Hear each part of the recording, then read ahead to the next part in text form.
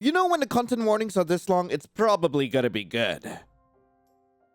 The sunlight hits your eyes through the small square windows in the far wall, and you blink awake. Your vision is blurred for a few moments as you blink the sleep from your eyes, then groan loudly as you sit up. You don't know exactly when you woke up, but more importantly, you are not sure when you fell asleep. You never would have chosen to fall asleep at your desk, bent at the uncomfortable angle that you're very now much regretting. Unfortunately, you also can't say that this is the first time you fell asleep while working late into the night, and it won't be the last either. Your desk is littered with scattered papers, a swarm of various textures, colors, and sizes. Each page is marked with whatever writing tool you're able to get a hold of at the time. Crayons, pens, one instance of a marker that smudged terrifically across multiple pages. It looks like you've been making a mess of it for weeks, despite you only being here for sub 12 hours. True to form, when you got in last night, you didn't unpack much. Your suitcase is open, shoved in a corner of the small basement studio. Your backpack is on the couch, completely deflated and looking ravaged. It was the only thing you unpacked last night, resulting in the mess that served as your pillow last night. A ring of books borders your desk, stacked high to resemble a fortress wall. There aren't nearly enough shelves down here. You stretch your stiff neck and rub the sleep from your eyes when suddenly, there's a sound from the floorboards above you, freezing you in place. A sudden moment of clarity washes over you. You realize this must have been the sound that woke you, creaking steps above you in the main house. You're supposed to be alone. You grab the old wooden bat your father affectionately calls the security system and head upstairs, keeping a low profile. Your footsteps are quiet on the stairs. It's a good thing you took your shoes off. Your socks pad against the steps. You round the staircase into the large foyer of the main house. The front door is closed, but your ears did not deceive you. You are definitely not alone. Who are you? They start, visibly, and whirl around. Oh! This person is very tall, easily one of the tallest people you've ever seen. He's paler than most as well, his skin nearly pearlescent in color. His hair is a dark and disheveled mid-length cut, and his features, down to his jawline, are razor sharp. But there is one feature that really catches your gaze: his eyes. They're bright, with a gold that reminds you of sunshine, and an intelligence that gives you pause. He's obviously surprised by you, but he recovers quickly. His gaze rakes you up and down, taking in the sight of you, brandishing your bat, and likely terrified expression. His own expression relaxes quickly. He looks almost amused. My apologies. I wasn't anticipating anyone at home. His voice is deeper than you expected. Too deep for the litheness of his frame and features. It has a rolling quality, like thunder, that distracts you. Your answer is more sputtering than you would have hoped for. Obviously, but here I am, so... You gesture with your bat, somewhere between a threat to swing and a sweep in his direction. You're sweating, and you pray he doesn't notice. You also hope that he doesn't notice how disheveled you are. God! You also hope you don't have dried drool on your face. You cut off the thought. It's utter nonsense. You better get out of here before I call the police, or... Wait, no. I already called the police, so... Don't make me use this bat! The lankly, frustratingly attractive person before you chuckles, sending another short circuit through your brain. It's a haunting sound. Not the loveliest you've heard. It's far too visceral to be lovely, like the dry groan of a tree trunk snapping. I'm very sorry. It seems there's been some kind of misunderstanding. He takes a step forward, his stance still unsettlingly relaxed, and slides a hand into his pocket. I'm supposed to be here. For the cat? You blink once, twice. For the cat? Your mind feels sluggish, embarrassingly slow at pulling up the image of the large gray and black tabby. Bartholomew? Your face flushes red immediately. You quietly curse yourself and the damned cat. Esther's smile has a wicked edge, amusement twinkling in those golden eyes. So, may I ask your name? You clear your throat, desperately try to dredge together some semblance of composure. Of course. Sorry. I'm Lion. Lovely to meet you, Lion. Esther let himself in without knocking or anything. That's, expected. He didn't realize anyone was here. Weird, really weird, or unsettling, but makes sense. It's expected. He didn't realize anyone was here. Bartholomew, as if knowing what kind of embarrassment he's caused you, appears at the bottom of the stairs. He passes you without a glance and winds himself around Esther's legs, purring loudly. Your eyebrows raise, mildly impressed. Barty isn't known for talking to many people outside the family, and even then is considered more of a curmudgeonly roommate than a companion. It's as much confirmation as any that Esther is being honest with you. He's clearly familiar with the cat. He leans down, bending his long legs to scratch behind Bartholomew's ears. The cat nuzzles against him happily before making his way into the kitchen, looking back expectantly for Esther to follow. He doesn't, instead straightening himself and directing his attention to you once more. Again, my apologies for the shock. Apparently your sister failed to communicate the entirety of the plan to either of us. Your brain stutters once more, struggling to assign meaning to his words. Your sister? Oh, of course! You roll your eyes and finally drop your stance with the bat, leaning it against the wall by the front door instead. Camilla must have asked them to check in on the cat while the family was away. It was quite like her to forget to alert you to a change of plans, actually. You sigh loudly. That makes sense. Sorry about this. You chuckle awkwardly. Esther nods, his smile growing marginally. Not to worry. Don't mind at all. Your face heats, and it takes effort not to avert your gaze, but you refuse to let this man get the best of you. Or at least not let him know he was. So, you a social worker too? You're met with a bark of startled laughter. It's both jarring and contagious, making you smile as well. No, I'm very much not. I work in the legal department. You snort. Fair enough, you suppose. Those are quite opposing fields at times. Are you here alone? The question throws you off immediately and you frown at him.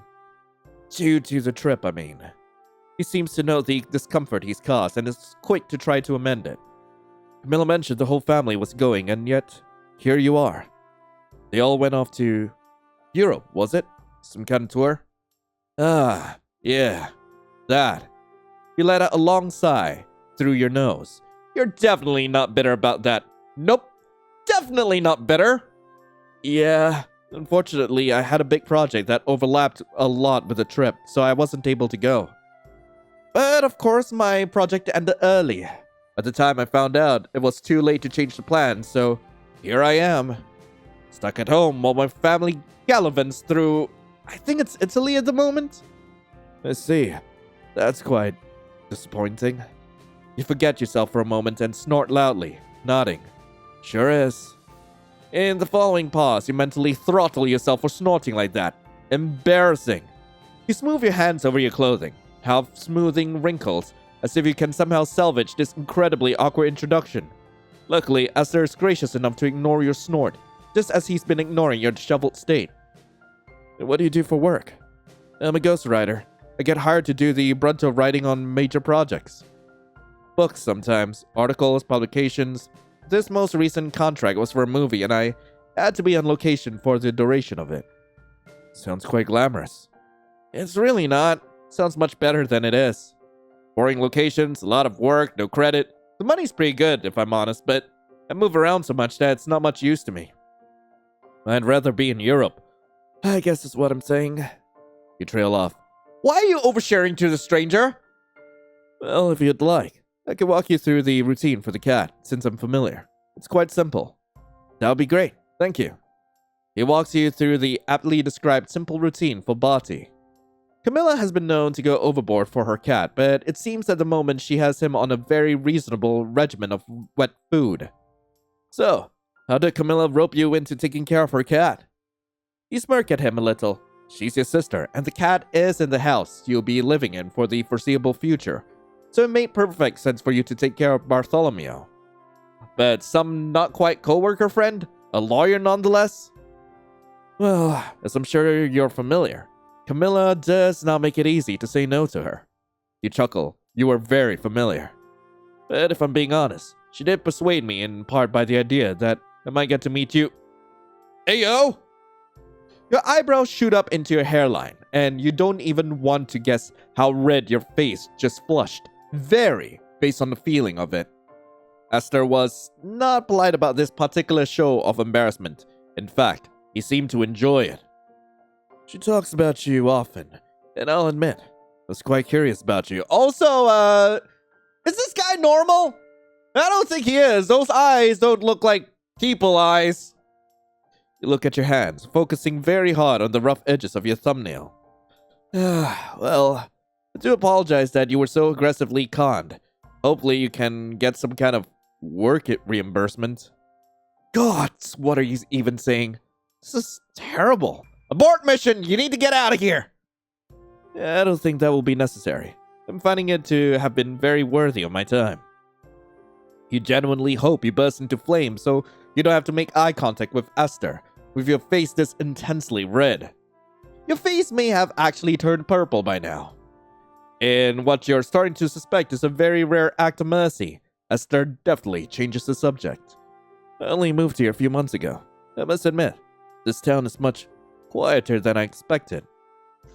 I usually find myself drawn to cities, but I chose to live nearby to shorten my commute. Perhaps you can enlighten me on some local entertainment. Sadly, not likely. This town makes small towns look busy. It's barely a town at all. Everything is so far apart from everything else. So you're a seasonal local, I take it. Yeah, the house is new, but the town, we've been here for as long as I can remember. And I wasted very little time running for the hills. Not that it can't be a nice place to live. It's just not my thing. And what is your thing, exactly? I enjoyed Boston a lot. It's got the city energy, but it's not quite as crowded as Manhattan. Esther is strangely easy to talk to, even while fumbling and humiliating yourself with a shocking amount of regularity. Talking to him is effortless. Too effortless, honestly. You clamp your mouth shut for your next words before you can embarrass yourself further. He's charming, calm, clever, exactly the kind of person Camilla would usually befriend. You wonder why she's never mentioned him before, even with him being new. Well, I won't keep you further, given that I obviously interrupted your day. Yeah, but... No, it's not a problem. Thank you. Oh my god, stop talking while you're ahead! I did set aside some time, to continue checking on the cat for the remainder of the week. If you don't mind, I have no problem continuing to do so. It's tempting to say yes, just to have him by again, but it's so much of an imposition that you can't bring yourself to agree. No, I couldn't ask that. Thank you, though. It's very kind of you. Esther acquiesces and heads to the door. You walk with him, or do you make a mental note to ask Camilla why she hasn't talked about him before? You must get along pretty well for her to talk about your family with him. It was a genuine pleasure to meet you, Lion. I hope our paths cross again, soon. You've collected yourself enough to at least not flush completely maroon this time and sputter out a goodbye. With your unexpected guest now gone, you head down to get ready for the day. Traveling yesterday was exhausting, and you can't shake the feeling that you didn't sleep at all. Probably thanks to sleeping at your desk rather than a bed. You finish unpacking the majority of your clothes, tossing dirty clothes into one pile, clean into another. You want to wash up, take a shower, refresh yourself, but the books are a problem. They're piled on nearly every surface of the room, including the floor, making navigating the space unnecessarily nightmarish. You decide instead to change off your travel clothes, splash your face with some water, brush your teeth, and spend a good chunk of the day clearing the floor. Finally, you put most of your books on some shelf or another, and place all your current research within easy access, piled on your desk and the kitchenette counter. Your phone buzzes loudly. You anticipate Camilla checking in Bati, but the name is one that surprises you. Theo. Theo was the kind of friend who had always been something, but never was for one reason or another. It had been a while since you'd last spoken, more than a year, the last time you'd been living in the area. Hey, Lion! Heard you're back in town. You stare at your phone, trying to decide what to do when it buzzes again. Want to catch up? You respond with, you can't shake the feeling you didn't sleep at all. You're feeling okay, but moreover, you wouldn't feel right turning them away. You're kind of tired, but you are willing to spend the time with them. Ooh, you know what? I want to spend time with them. Why not? No sooner than you send off your response, do you hear a knocking on the door upstairs. You sigh to yourself. You like seeing Theo, but part of you had hoped you'd have some time to mentally prepare. You go to open the door and let Theo in. They smile broadly when they see you, but you see them too well for that. You can see the nervousness in their eyes. The hell is that? Hey, it's so nice to see you. I hope just stopping by was fine. You bite back your reflex response of, well, it has to be, I guess, and instead smile at them, waving them inside.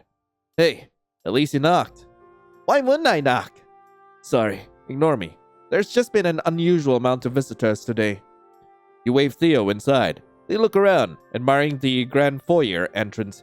It was certainly much larger than your old family home. The house is really nice. Thanks. It was built in the 1800s or something. Dad was really into it.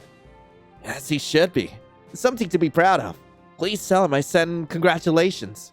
You grin at them. Theo defaults to politeness when they're nervous. They've done this since they were 8 years old. Something that made you fast friends. There was something you found genuinely hilarious about an 8-year-old being so formal at that age.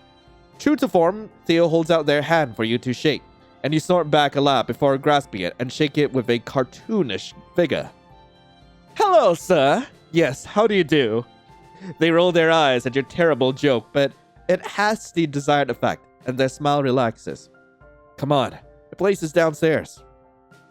You lead them down to the basement apartment, moving some notebooks off the couch to make room for you to sit. As you move the books, you notice one on top of the pile you don't remember putting there. It's a play titled The King in Yellow. Oh my god, no, not this again! Not The King in Yellow! It's a book titled The Shadow over Innsmouth. That's still Eldritch! You hold it a moment longer before placing it off to the side again. You feel like you're forgetting something you want to remember, but it doesn't matter right now. I see you're still traveling with all your books. Hey, this isn't all my books. Oh, I see. Very funny. You roll your eyes at them and take a seat. So, how was your trip? You smile stiffly. This is the difficult part with Theo. Despite the fact that you've been friends for more than 2/3 of your lives, every meeting after time apart feels like this. Awkward. Forced. It's hard to remember in these moments that it won't stay that way, but it's true. Eventually, it goes back to normal, and you're glad to have them in your life. This was by far the longest you've ever gone without talking. Regularly, at least. It was long. I'm tired, but it's nice to be back. I'm glad the project is done. It was not my favorite. You could see the question form in their mind, almost form on their tongue. Then why go? Why go so far for so long? But neither of you have that fight again. Well, neither of you want that fight again, so they go in a different direction. Well, I'm glad to have you back, Lion. I'd love to go back to seeing you more often. Me too, Theo. There's a slightly too long pause. So, how long are you back then? They're trying to be neutral about it, but you can see how nervous this question makes them. I'm actually going to be around for a while. I don't plan on taking any new projects anytime soon. Really? Why not? You love to travel. You smile at their sincerity. Your wanderlust may have been the cause of many fights, but they never deny you of it. Yeah, I do, but I'm tired of working on other people's ideas. At least for now. I want to do something on my own. That's amazing! You should! I've always said your talents were better spent on your own stuff. There's a pause. You know they mean well, but the comment still makes your teeth clench. It's the same thing they said the last time you spoke. That selling your skills without taking credit was a waste of your abilities, like you were participating in some grand deception of the public. Yeah, I know. Anyway, how's work for you? Actually, it's great. That certainly wasn't the answer you were expecting. For years, Theo had been working at a job where they hated their boss, their work, basically everything but the paycheck. I left my old job, obviously. if things weren't going well, I ended up reaching out to... You remember that restaurant on Carmen Street? The one with the fire last year? You nod? Well, this woman, her name is... Well, it doesn't matter. But she bought the restaurant and completely remodeled it. She brought on a new executive chef, and they brought me on as their chef de patisserie. Your grin is genuine, and you feel the relief flood through as the awkwardness shatters. Theo, that's amazing! You've wanted this for so long! I'm so proud of you for going after it. Yeah, thanks. You're right. And I should have told you about it right away, but I wanted to see the look on your face. It makes it feel more real. You take their hand in yours and give it a firm squeeze before pulling it back into your own lap and clasping your hands together. It really is different when you love what you do. I'm sorry, I didn't understand that before. Your smile falters slightly, but you manage to keep it in place. That's okay. You get it now, right? They proceed to tell you every detail of their new job, including several that go over your head, like the ideal baking soda to baking powder ratio. So, what's the Lion project? The question comes out of nowhere, and for a moment, you're too surprised to answer. Theo never asked about your writing. You're working on a horror play script, tragic screenplay. Ooh, okay. Would I be writing a mystery novel at the moment? A tragedy? Or a horror? I mean, this will be interesting. I do love myself a good horror. Yeah. Horror? Damn, that sounds cool. When it gets to the big stage, though, I'm gonna need you not to tease me mercilessly if honestly, if I cry. I'm a wuss. You laugh, hard enough to let him know you absolutely cannot make that sort of promise. You're laughing too hard to hide it, and they grin awkwardly, waiting out your amusement with flushed cheeks. Theo glances over and sees a book on the table, plucking it up, which between the pages is the bookmark you've had for several years. It's a series of cut-up plane tickets all taped together, each trimmed down to show only the date and destination. Current read? Research, I take it. You fight the urge to snatch the book from their hands. You're not sure why it bothers you so much that they hold it, but your fingers twitch in your lap. Yeah, I'd say research. It's an interesting one. It's hard to explain, though. One of those unknowable horror books, you know? But I don't think you'll like it. Too scary. You force a smile and they nod, placing the book down between you. You grab it, holding it in your lap and running your thumb over the pages. The book is soft from wear and age, and pieces of paper sit loosely pressed within it. I read something that had a similar vibe a few weeks ago. I bet you'd really like it. I could bring it for you at some point, maybe. You smile at them and nod. That'd be great. A yawn distorts your last words, and you cover your mouth to block most of it. I should let you rest. You're obviously tired, and you only just got home. They stand, wiping their palms on their pants anxiously before turning to face you. You stand as well, and there's a long pause. I'll, walk you to the door. This is new. Usually once the awkwardness passes, it's past, at least until the next gap of communication. But it's already returned with a vengeance, and you find yourself walking them up the stairs in a tense silence. Well, thanks for having me over. Of course, it was, good to see you again, and I'll see you soon. They hesitate at the door, shifting their weight back and forth before holding their arms out for you to hug. They let you decide whether to close the distance or not, but you know you couldn't bear the idea of leaving your oldest friend there like that. The hug feels awkward. You still fit together as naturally as you always have. Your arms are wrapped around their torso. One of theirs is around your shoulders, the other cradling the back of your head gingerly. Something feels strange about it, and you have a suspicion it has to do with how loudly their heart pounds in their ribs. You head back downstairs, flinging yourself onto the bed.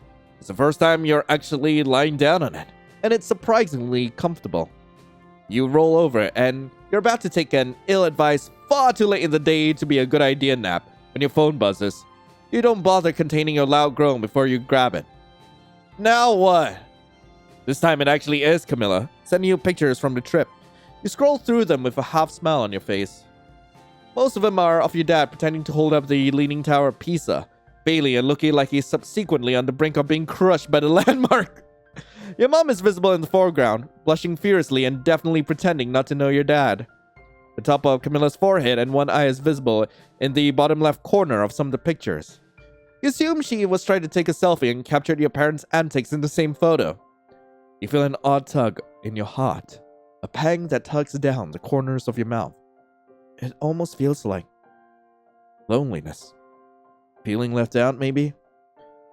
Not for the first time. You wish they could have planned the trip just a few weeks later, so you could have gone too. You close the conversation without answering her. The rest of your evening passes uneventfully. Bartholomew made his first appearance since Esther had left, refusing to enter the studio and choosing instead to cry loudly from just outside the door. You tried to go out and gather him, but he refuses to let you catch him, much less bring him into the studio apartment. Upon giving up, he inevitably returns, yowling once more and pacing by the stairs. You follow him up the stairs, wondering maybe Bati is going to lead you to what he wants, but he simply paces around the foyer, meowing plaintively. He sounds so distressed that it upsets you, but you're helpless. You don't know what he wants. Finally, he goes upstairs, and you give up.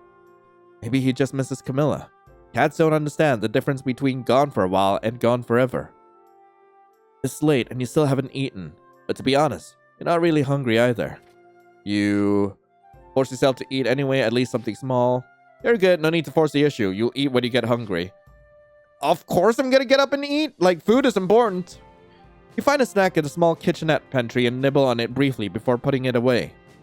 You just can't bring yourself to really eat when you don't feel hungry at all. In fact, you feel a little nauseous. You sigh. You'd expected the cat to come back, but now it's not even meowing at your door anymore. You decide to go upstairs to set out its wet food for dinner and one of the treats Camilla left.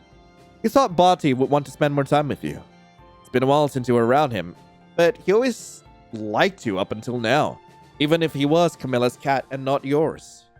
Not to mention, with no one else home, you're really the only option for cuddles or affection. But even with the food and treats, it still doesn't come to you. You wait for a while, even taking some steps back and waiting further back to see if he'll come, calling him a few more times. He doesn't come, although you hear the sound of him scampering around upstairs, playing with something.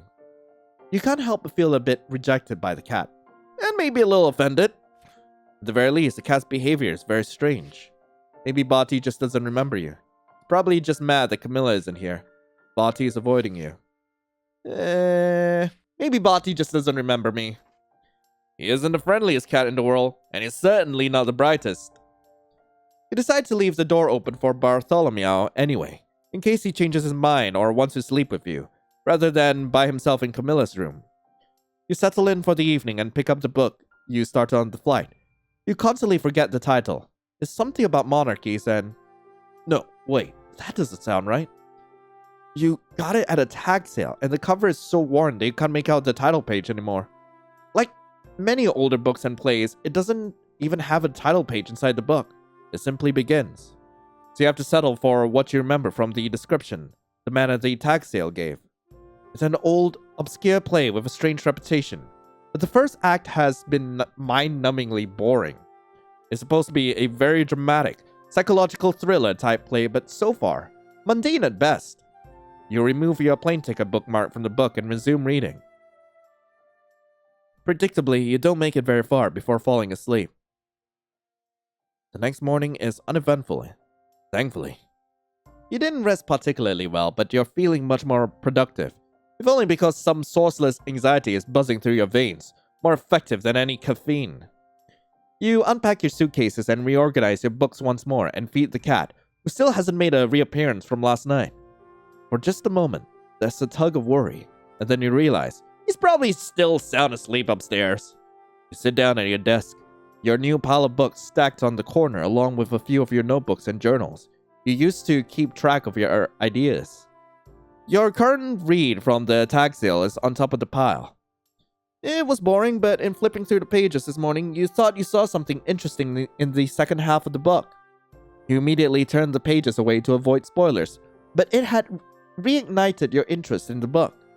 Just as you open your notebook to start brainstorming, your phone rings. You consider completely removing the battery from the phone for a brief moment, but you stop yourself.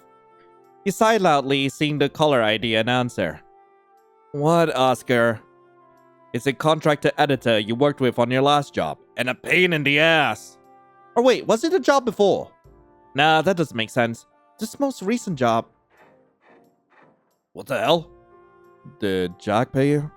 You blink, confused for a moment, then frown. Yeah, of course he did. Of course. The bastard is a piece of shit. I need a project like he did. He would absolutely be the type not to. Oscar's typically gruff voice is dripping with venom, so he is definitely still mad. Oscar, get to the point. Did you actually look at your check yet, Lion? You haven't, actually. You put Oscar on hold and dig through your bag until you find the stiff white envelope with your last check in it. Opening it, you immediately spot the problem and groan loudly. You take Oscar off hold and shoulder the phone to your ear. He gave me your check instead of mine. Indeed, he did. I don't suppose it's too much to hope that you have mine. Apparently not, because I do. You breathe a sigh of relief. At least it's just a straight exchange. The last thing you want to do is track down other members of the dismissed crew. Ironically, Oscar is probably the easiest to deal with, even if it's only because he still doesn't know about your part in ending the project. Well, that's good at least. We have very different versions of good, Scribbles. Don't frickin' call me that! Spell check!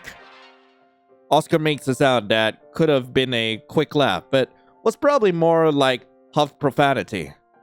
I'm going to come get it. Your eyebrows shoot up. That you did not expect. I'm home. Yeah, no shit. I'll be there in 15. What? Freaking hell. The line drops and you're left staring at your phone, dumbfounded. Your eyes immediately drift to the journal with your notes from the job. The script edits Oscar was supposed to finish. But you did it instead, faster than he could, ending the job early and snagging nearly a third of his pay. It was enough to work on your own project for a while. You shove the journal into your bag and toss it into the corner of the room. It's much easier to push the guilt aside when the evidence isn't staring at you. Your gut clenches suddenly, the fizzing in your blood spiking to panic. Oscar had opened the check and seen that it wasn't his name. Had he seen the amount written on the check? Was the pay stub easily visible? You pace your room anxiously for the next 15 minutes. It had seemed far too soon, and now it feels infinitely too long. A loud banging noise echoes into your ears. It's Oscar, who sounds like he's on the verge of breaking and entering. You dash up the stairs to meet him, taking them two at a time. The exertion almost gives you an excuse for your quickening pulse. Opening the door, you're immediately reminded of exactly how huge Oscar really is. While working on set, you were both usually at a vague distance, only interacting when you fight about the script or who finished the coffee without refilling the pot. He fills your doorframe, perhaps even more so because his arms are crossed and is glaring already. How'd you get here so fast? Oscar rolls his eyes, ignoring your question entirely and looking around the foyer with an arched brow instead. This is some house, huh? It's my parents', not mine. Didn't know you came from money, Scribbles. Don't call me that, and I don't. My parents just bought this place. Dad's a retired contractor. He's been saving for forever to buy this house. This one specifically? You shrug. Yeah, specifically this one. He likes old houses, and there aren't many in town, so I just live in the apartment downstairs. For now, anyway. You gonna give me my check or what? I left it downstairs. Oscar lets out a deflated sigh. Just come downstairs with me. I made some coffee. The hospitality is a reflex, courtesy of your mother's strong belief that all hosts should be providing refreshments to their guests, and the presence of coffee demands its subsequent distribution. Oscar sighs loudly once more, but you see the corner of his mouth twitch at the reference of your old war ground. Fine. Not for long, though. Obviously. Heading into your studio, you swing past the counter to turn off the coffee percolator before it can burn its contents. You pour out 2 mugs, the aroma quickly overwhelming the small space. You push the fuller one towards Oscar. Black coffee, just like how he likes it. The second mug gets a pour of your favorite vanilla-flavored creamer, until the liquid is more tan than brown. Oscar makes a noise of disgust, rolling his eyes but saying nothing. He gave up on getting you to drink coffee properly some time ago. I drink coffee properly? Well, not my character, but I do. Well, then again, coffee can be enjoyed however you want, so it's just a matter of preference, my dude. He takes a deep sip, then sighs, sounding almost content. This isn't shit coffee, Scribbles. I'm impressed. Don't call me that! And thanks. I know. He scoffs and takes another deep sip. So, how are you doing post-Columbus fallout? You shrug, not wanting to talk much about Columbus. I'm still shocked. They screwed over so many people by ending early the way they did. I mean, I understand wanting to cut costs overall, but usually we're kept on for months into filming. I'm sure a bunch of us were counting on that. I know I was. You look down at your coffee, swirling it slowly in your mug. Creamer that hasn't mixed in yet sits on the surface, creating clouds of near white. You try to identify shapes in them like clouds. You don't want to think about this right now? Probably not ever. When you look up, Oscars look at you with a serious expression. But when he speaks, it's to change the subject, to your significant relief. So, what's your next project then? Gonna scribble for some 20-something socialite who thinks they need an autobiography before 25?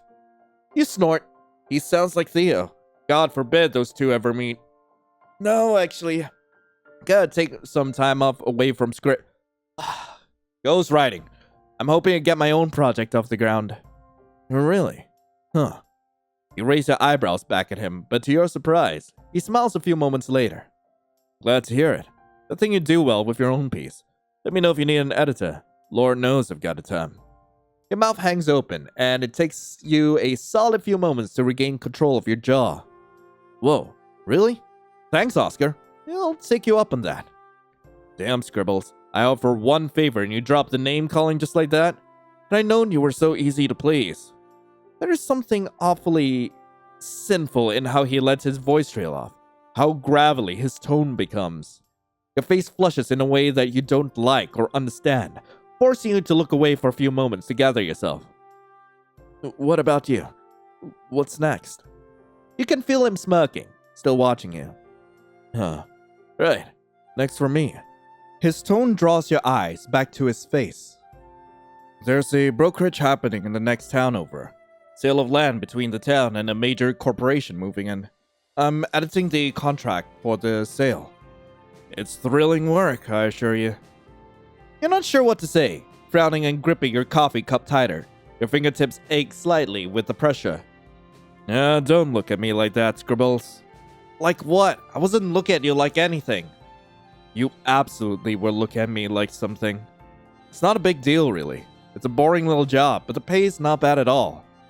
Worst part of the whole deal, well, besides the boredom, is the crappy motel I'm staying at. Is it the one off the main road coming into town? He nods and he wins. Crappy motel, indeed. Yeah, I see you're familiar. You chuckle a bit and shrug. You could say it has a reputation. For what? Actually, no, don't tell me. I don't want to know. In fact, I have at least another week and a half there. I get the impression that it's imperative for me not to know. You laugh, unable to contradict him, and he grins at you. Well, I should get going. Get out of here and all that. He tosses back the rest of his coffee like it's a double of vodka, and you can't help but shudder at the sight. Your mouth unpleasantly fills with saliva at the thought of drinking so much black coffee so fast. You go and get his check and hand it off to him. I'll walk you up. Thanks for the coffee, Scribbles. As you get to the top of the stairs, he looks around, looking deep in thought. This house has a very unsettling vibe. You stare at him, taken aback. What are you talking about? You can't feel it? It's very disconcerting. Spooky, even. Creepy.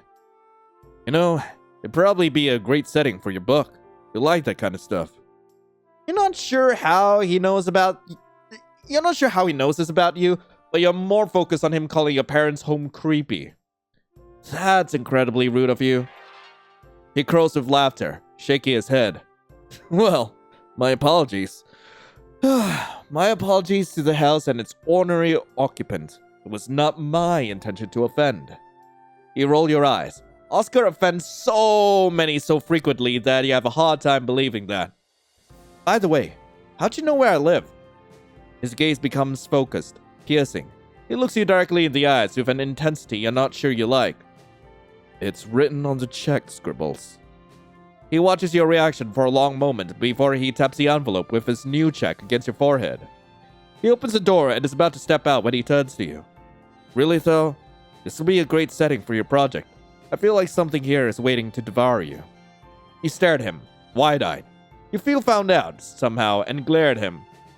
Get out, spell check! He grins again, mimes tipping an invisible hat in your direction, and is gone. You slam the door behind him. Bastard.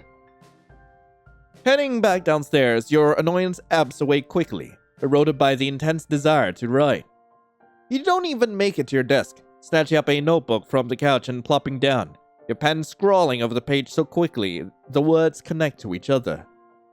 The ideas hardly have time to register in your mind before they flow to the page. When you next look up, the sun has long set.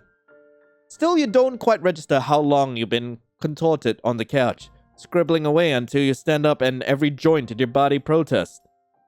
You stretch and groan loudly, which seems to alert Bartholomew that you have returned to the world of the living.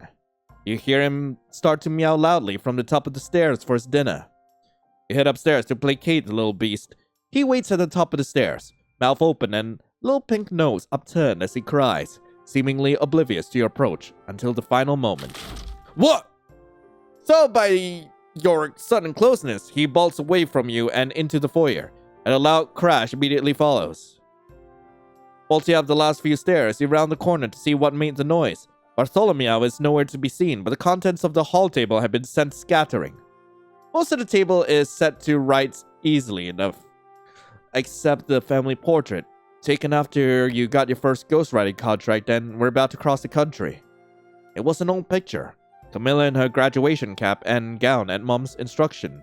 You holding up the contract with the same pose that Camilla cradled her college degree. The frame had fallen, although the heavy frame itself had stayed intact. It was made of some kind of burnished metal, meant to look like solid silver, but felt much too heavy and much too hard to be real. The glass, however, had cracked, a jagged crack from the corner to the middle of the pane that then spiders out, loose pieces threatening to spill everywhere. Carefully, you open the back of the frame and remove the picture so it isn't cut by the loose glass. As you do, you notice that the corner of the picture has a dark red, almost brown smudge on the bottom corner. You frown, rubbing your finger over it. It looks like blood. How is that possible? Did you cut yourself? You glance over your hands. You don't think so. Rubbing at the picture again with your fingernail, you shift the photo back and forth. You can't see the blood mark anymore, just a slight reflection of the hall light against the smooth finish of the picture. You put the picture down on the table and take the frame to the kitchen, barely keeping the pieces of glass in place, and upend the glass pane from the frame into the garbage. Pleased with the ease of the cleanup, you put the metal frame back on the hall table next to the picture. It's void of its pane, but still perfectly intact otherwise. You put Barty's food in his bowl and call him, even trying to tempt him by shaking his treat bag, but he doesn't reappear. He was probably spooked when he knocked the frame over. You roll your eyes at his cowardice. You're briefly tempted to go check on him. He's probably just hiding in Camilla's room when your phone starts making a loud chirping noise from downstairs. You find your phone and shut off the alarm. Odd. You don't remember setting it. It's simply titled Edits. Probably something to do with the project in Columbus. You run your tongue over your teeth, briefly wrestling with some unsettling feeling in your stomach before deleting the alarm completely. You turn your attention to your desk, trying to find the best way to sort all your books. Somehow, you've made a complete mess of them already. As you shuffle through, some scraps of paper fall out of one of the books, scattering across the floor. You stoop to pick them up, looking through them. These are notes from your last project. You frown. Something feels off. Probably the ominous music that's playing in the background. How did they get in your book? You don't remember putting them there. The content between that script and this book are completely different. You wouldn't have used a horror story for a reference for the Columbus script. It makes no sense. Trying to make sense of it is starting to give you a headache, and you put the book and the notes on your desk. It doesn't really matter anyway, right? You rub your temples, tired, and decide to call it a night. You change into your pajamas, set up your laptop, and put on your favorite show to help you fall asleep. It takes a few hours of canned laughter, but you finally doze off. You sleep through the night, fitfully, never fully succumbing to rest. You jerk up, every sense on high alert, trying to figure out what's setting off your internal alarms. Your eyes snap open, your body lurches with panic before your mind can catch up to the why. Hello? You sigh loudly, relief flooding your system. Just a minute! You throw some jeans on under your pajama shirt, taking a deep breath as your system tries to come back down from the jolt of adrenaline. By the time you head upstairs, everything except your heart seems to have gotten the memo and slowed to a reasonable pace. Hey. Morning. Your voice is still raspy from sleep. Your words a groggy mumble. You look like you didn't sleep well. You blink a few times, letting your brain catch up. Did he just say you look tired? You frown slightly. He's not wrong, but it's still a pretty rude thing to say. Although the way he says it makes you feel like it wasn't intended as such. Yeah, well, I guess I've been pretty tired lately. Probably jet lag from traveling. You shrug. Yeah, I've been a bit of a mess all around, actually. I keep misplacing things, losing my train of thought. You force a chuckle and bite your tongue before you embarrass yourself further. What is it about this person that makes you want to overshare like this?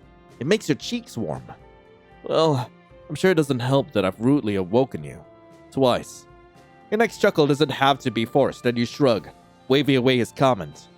I realized late last night that I still had the house key and I don't have your number, so I thought I'd swing by and drop it off. I shouldn't have let myself in, though. I apologize. I knocked several times, but when I didn't get a response. It's okay, you're fine. I'm just jumpy lately. Probably from staying in this old house by myself. Let me make it up to you. I'll make us breakfast. No, I couldn't. Please. It's the least I could do after catching you so entirely off guard. Twice. They look you up and down as they say this, distinctly seeming to eye your pajamas to make their point. You cave. You're not particularly hungry, but you appreciate the gesture and find yourself soothed at the idea of spending time with Esther. He heads into the kitchen and you follow to help him set up. To your surprise, he goes straight for the cabinet with the pans, maneuvering his way through the kitchen without any trouble. You stare for a moment, surprised. He catches your stare and smirks, seemingly pleased to have caught you by surprise. Don't worry about me. Got this. Why don't you go finish waking up? Perhaps wash up? I don't want to completely disrupt your morning routine. You begin to argue, but you acquiesce when he cuts you off with a spatula wave. He's got a point. It would be nice to brush your teeth and put on clothes that are a little less pajama and a little more outfit. You go back downstairs and wash up quickly, brushing your teeth and splashing your face with water. After you change into an outfit that looks like you're at least trying to be part of the world today, you rub your hands over your face in an attempt to make yourself appear a bit more alert and presentable. But you give up after a few minutes in favor of heading back upstairs and rejoining Esther in the kitchen. You arrive upstairs to see Esther setting plates down on the counter. You take a seat at the counter and he places a steaming cup of coffee, already pale with creamer, in front of you, before taking the seat beside you. The plate before you is laden with scrambled eggs, a few slices of bacon, some toast, and strawberries carefully sliced into quarters. It's a beautiful meal, and it smells delicious, but you just aren't hungry. Not wanting to reject his kindness or the gesture itself, you pick at the food anyway, making yourself at least take a few bites of everything. How's your writing coming along? You shrug. Not much has happened with it yet. If I'm honest, I don't have much of a plot, just ideas, I guess. Still very much brainstorming, researching stuff like that. I still haven't even started to outline yet. Then, what's that if you don't mind me asking? He points to a small pile of papers neatly assembled at the edge of the counter. Even from here, you can recognize your own frantic scrawl, inking across the page. You frown, reaching for the pages, and Esther slides them the rest of the way to you. Novel. Corpse flowers. About a family home bought sheep due to all the murders there? Family moves in, bizarre events, madness. Murder them all. You chew your lip, frowning. You don't remember writing these, much less bringing them upstairs. It's undeniably your handwriting, but you're retracing your steps in your head when Esther's voice interrupts your thoughts. I like the idea quite a bit. It feels very Fall of the House of Usher. You're about to admonish him for reading over your notes. But before you can, your mind leaps to an idea, incorporating some kind of eldritch horror to the story you've been trying to develop. It certainly pulls together several of the horror elements you've been reading over. There's a deep, resonant chuckle. Interesting. You look up to Esther, then around you quickly. But you find them studying a strawberry closely before popping it into their mouth. Odd. You could have swore you heard. You swipe a pen from nearby and start writing your ideas beneath the rough pseudo outline. You're so deeply focused on it, you forget your food, and nearly forget Esther entirely. You apologize a few times, promising it's just another moment or two while you get this idea down. But he only smiles and urges you on with a twist of his wrist. You could sense his eyes gliding across your page, although you're sure he can't make out the actual words from where he sits. The ideas just keep flowing. Before you know it, Esther has finished his food, is clearing the plates and cleaning down the kitchen, and you've barely touched more than the coffee. You smile sheepishly when he takes your plate, but he seems entirely unbothered. In fact, he seems rather amused by your frantic jotting. When he's entirely finished cleaning up, even clearing away your emptied coffee mug, you finally put your pen down. It seems you were quite inspired. You grin sheepishly and nod. I was. Sorry about that. Not at all. I've always found it fascinating to watch a creative like yourself at work. Thank you for allowing me to observe. Your face flushes, and you look away from the force of his smile. There you go. Allow you to enjoy your day, but before I forget, he places a key on the counter. Oh, yeah, thank you. I'll walk you to the door. You walk them to the door, but Esther pauses in the foyer, looking around. Shame I didn't see my feline friend. Odd. He's always come to greet me until now. He has? You wonder if you should be worried. Now that you think of it, you haven't seen him since last night. Barty! Bartholomew! You're about to call him again when Esther holds up a hand to stop you, his head tilted as if listening. Do you hear that? You stop to listen. After a brief moment, you do hear it. That's not baleful meowing! That's definitely not baleful meowing. What the hell? Baleful meowing coming from downstairs. Your eyebrows shoot up, and you look at Esther in surprise. Is that coming from the studio? He hasn't gone in there since I've been there.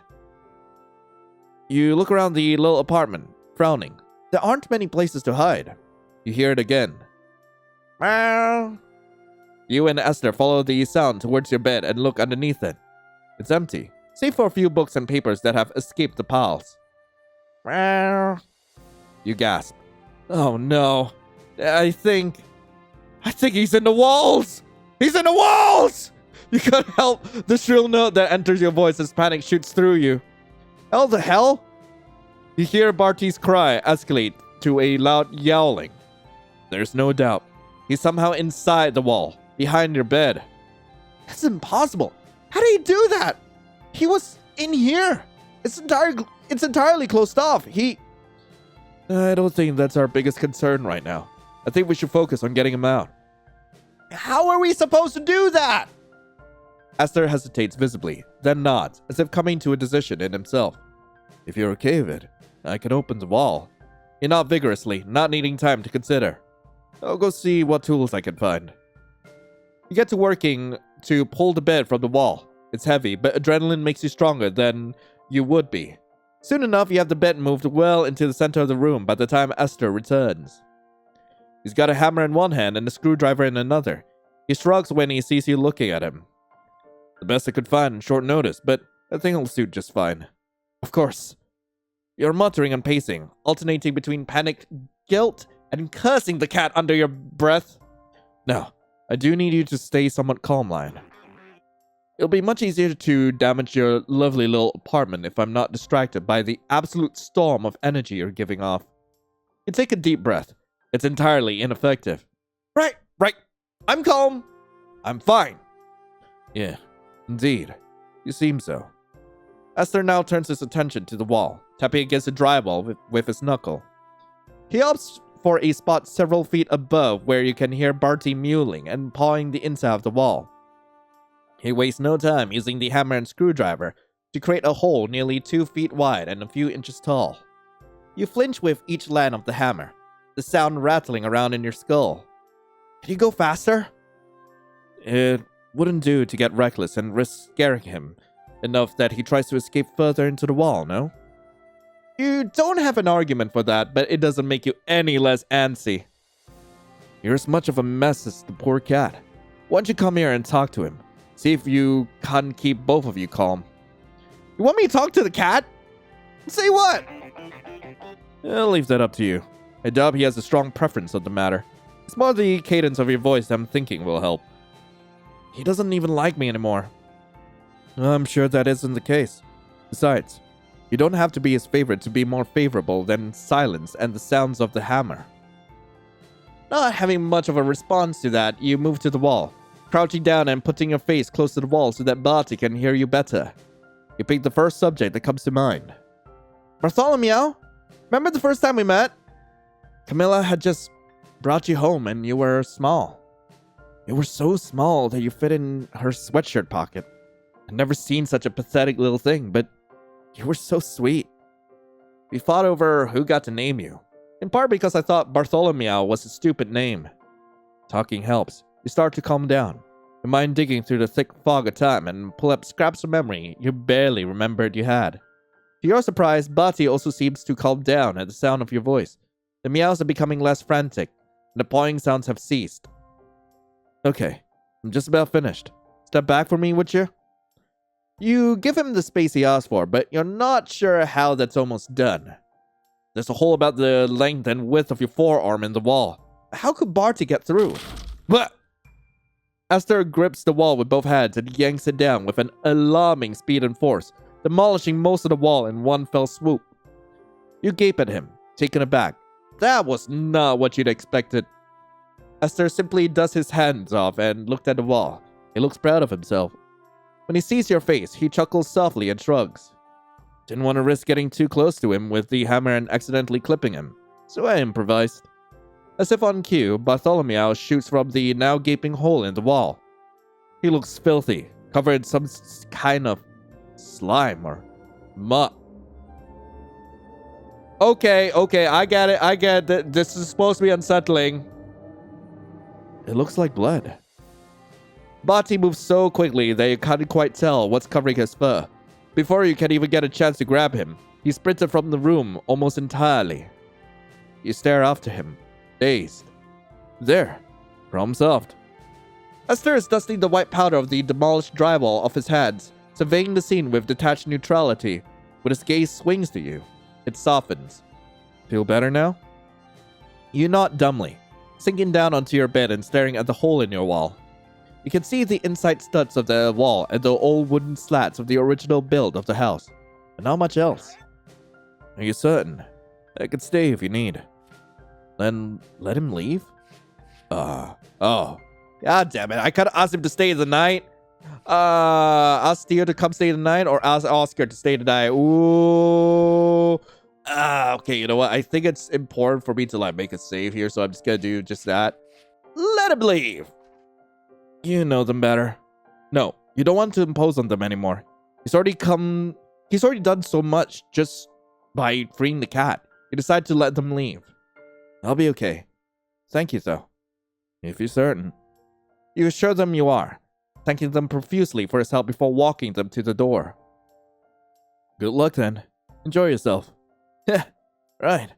Thanks. He leaves, and you're alone again. You already dislike it. Maybe Theo can stay the night instead.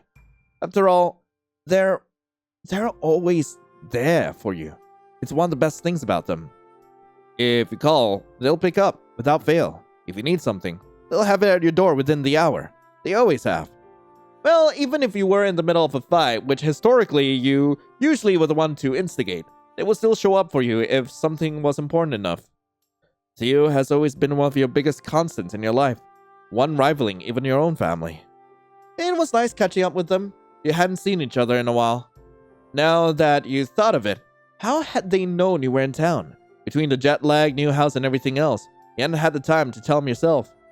Or maybe you had, and simply forgot. You shake your head. Clearly you're exhausted. You pick up your phone and send them a quick text. You up? A nearly immediate response. Yeah? Why? Can you come over? The house is creepy by myself. Theo seems to take more time typing up his response. You see the typing bubble pop up and disappear multiple times. A couple more moments pass before you get a notification. Sure, be there in 30. You wonder what took them so long to reply, frowning a bit. You stare at the exchange for a couple moments, trying to figure out the reason for their prolonged response. The house is creepy alone. There's an insinuation in your message that you hadn't realized when you first sent it. They didn't interpret it that way though, right? No way, this is Theo we're talking about. You've been friends practically forever. It's not like that. While you wait for them to arrive, you look for Bartholomew. He was absolutely filthy from that revolting slime. If you let that dry on his fur, it'll be a nightmare to wash off later. Bartholomew? No response. As expected. You would have been surprised if that cat had shown up. You pace the house and search for him, but he's nowhere to be found. Maybe if you shake his treats. No, that didn't work either. It's like you're dead to him. A ghost haunting the house instead of a person living in it. Damn cat. Where could he be? You return downstairs and notice a utility room next to your room. Maybe there? You enter this new room and discover it actually shares a wall with your own bedroom. The same wall that Bartholomew had gone trapped behind, in fact. Huh. Didn't know this was here. As you explore the cramped, unfinished space, you find several rolls of plastic sheeting. Why do we even have this? It makes a slightly warbled sound as you move it from its resting place. It must be one of Carmilla's art projects. No, wait. That doesn't seem right. Since when did Camilla do art? You shake your head. You're overthinking. It's just plastic, for Christ's sake. Maybe you could use it for the gaping hole in your room. Just need something to secure it. You search the remainder of the room, but coming up short, you find yourself getting increasingly impatient. The house was already creepy enough, but this specific room, it's so goddamn dark in here. And musty. And it smells. Ugh! Ew! What the hell? You still and quiet your breathing, listening closely to the sound. You realize it's coming from above you. Is that Bartholomew? Of course he shows up now. Bartholomew, you better! You jerk your head up, but as soon as you do, your words die on your lips. The shadows on the ceiling are moving, engulfing the planks, writhing, staring back. Blood rushes to your face. What is that? But when you blink, they're gone. All that's above you are the wooden planks of the ceiling. Ah, stupid house. It's because this room is so dark. We have money for a new house, but not enough for better lights? You mutter to yourself and leave the room, aggravated by your family's inability to replace one light bulb. But you can't ignore your heart racing in your chest. God damn it! You jump at the sound of the doorbell, almost dropping the plastic gripped in your hand. You hadn't even realized you brought it with you.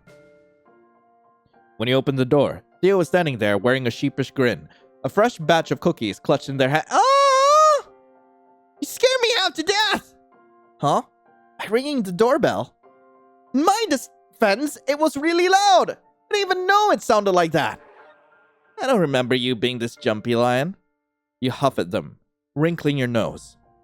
You don't understand. I was in this disgusting room downstairs. Your bedroom? No, there's some utility closet right next to it. I didn't even know we had it till today. You really don't know much about your house. Shut up, I just got here. Anyway, this is where I found this bad boy. You raise the plastic sheet in your hand and shake it, creating a melody of that warbling noise for good measure. And you're excited about the plastic because I was gonna use it to cover up this hole in my wall. Wait, a hole? It's such a long story.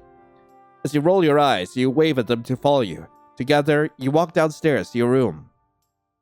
Behold! You gesture dramatically to the hole, courtesy of Bartholomew, the freaking worst! And Theo's jaw drops. I almost don't want to know what happened here. It's fine. It's fine. Sometimes we make holes in walls, and it's completely normal, Theo. You tell me you don't casually just make holes in your walls? Is that what you're saying? Are you judging me for my holes, Theo? Please don't tell me you're judging me for my holes, because that would be extremely weird. Okay. Let's just say there was an incident. Definitely don't want to know what happened. So, you're gonna use that plastic to cover it up.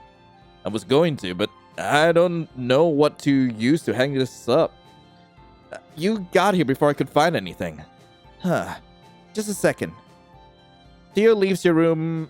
Well, Theo leaves you alone in your room for a second before shortly returning. When they arrive, there's a roll of duct tape in their hands. Here, we can use this. Okay. Why do you casually just have a roll of duct tape? They're gotten this so quickly. How did they know where to find it? They're awfully comfortable moving around here. Even you haven't gotten familiar with this new house yet. What? You just searched through a couple of drawers. You're overthinking it. What? Hey, it's strange?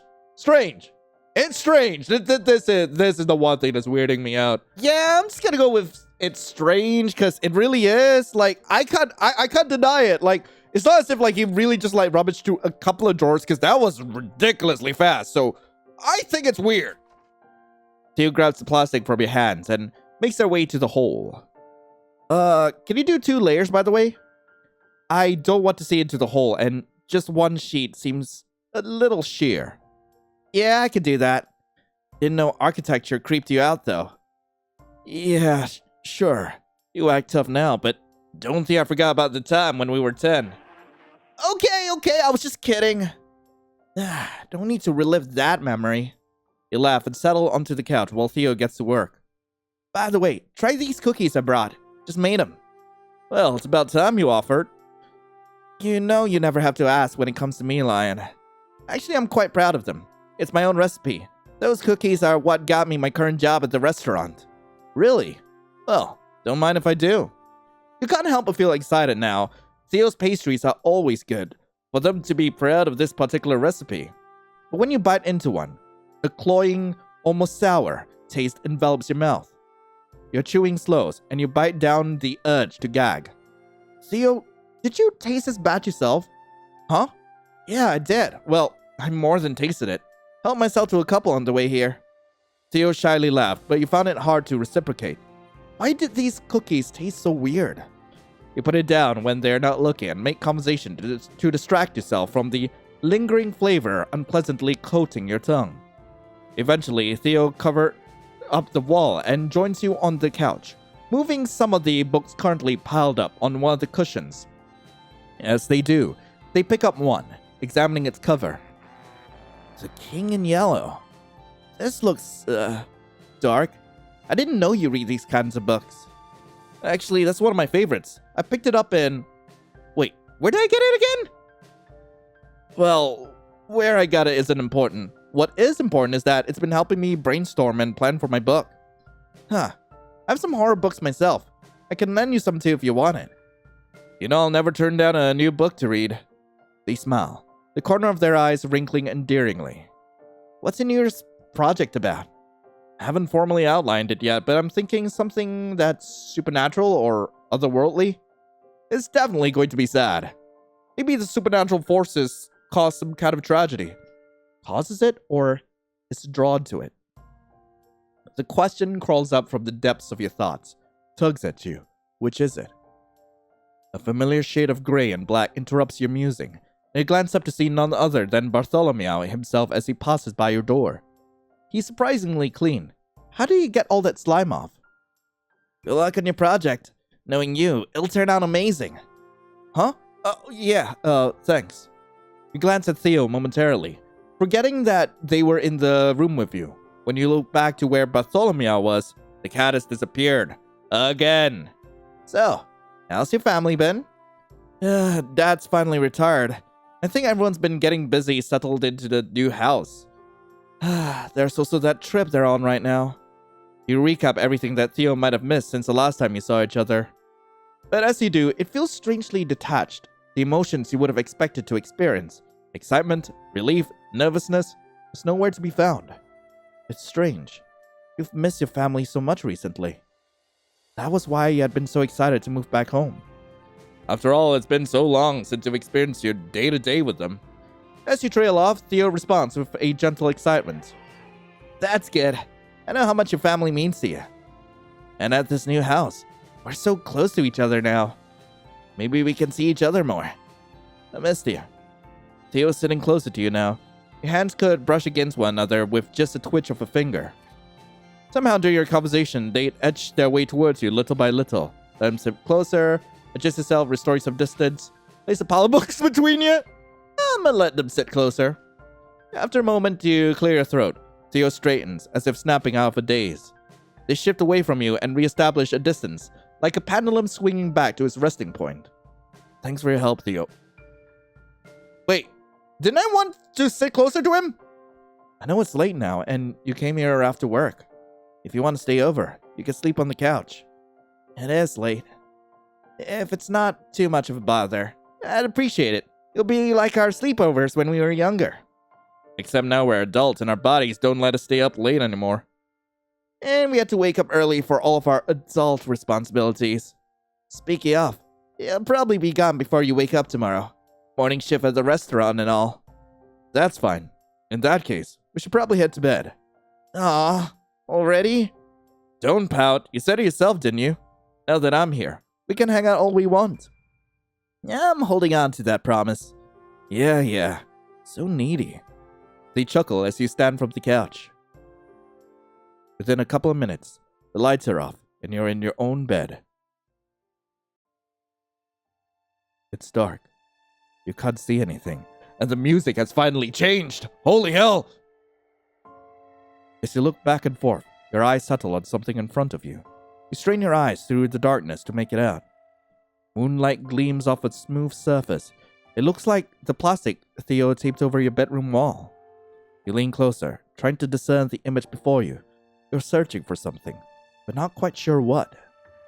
As if pulled by some invisible force, you can't stop staring at the plastic sheet before you, at whatever lies past it. Goosebumps creep up your neck. You almost expect something to crawl out from the hole in front of you. You hate the shadows, but you pray they continue to hide away whatever lies waiting in the black abyss. It's like an eternity passes. Your body refuses to move. Your eyes burn from watching the darkness. Eventually, the invisible force releases you, and you close your eyes. When you wake, you're wrapped in plastic. You try to inhale, and the plastic sheet bends inwards. Exhale, and it expands away. It refuses to give you the slightest inch, always following your breath, slowly, ever so slowly, suffocating you. You try to breathe faster, try to break free, escape the shadowed movements of this plastic. It's not working. Your lungs burn. You need to breathe faster. Faster. Faster! You jolt awake. Your clothes cling to your body, drenched in sweat. Your throat feels raw, and your breaths are ragged, just as fast as those you felt in your dream. Dream? Was that all a dream? Morning light fills your room, and you look around. Sure enough, as Theo had warned, they've already left. You hardly get a chance to miss their presence, however. In its wake, you're filled with something inexplicable. You hardly know how to describe the feeling. Like inspiration, but stronger, scarier. They're filled with a frenzied desire to write. It possesses you, claws at you. You sit at your desk and begin writing this thing that demands to be heard. Hours pass and your hand refuses to stop. Ideas and visions come to pour out and fill your notebook. Page after page, you fill the canvas with words and scribbles. Some of it might not even be legible. But you don't care. You can't write fast enough. Where is your journal? You swear you wrote this reference down somewhere. Your desk is a mess. It's pure chaos, simply sifting through all the books, journals, papers scrawled out before you. There are notes tucked away in your journal. Pages folded so many times, they're hardly legible through the deep creases. But still, you continue to write. This plot hums to you in the back of your mind like a siren's call. You pick up a book, The King in Yellow, and thumb through the pages. You're so glad you bought this. There's writing in the margins. It's frantic and rushed. It's in the walls. In the walls? Your thought process is getting harder and harder to follow. What did you mean by this? You flip through the pages, try to follow your train of thought. It knows I'm here. Okay. I get you're trying to make it spooky, but having the music play as this is going on is not helping. It really isn't. We can't trust them. I'm not crazy if it's real. You stare at the book. The handwriting doesn't look like yours, but it is familiar. I did it. I got them. Who wrote this?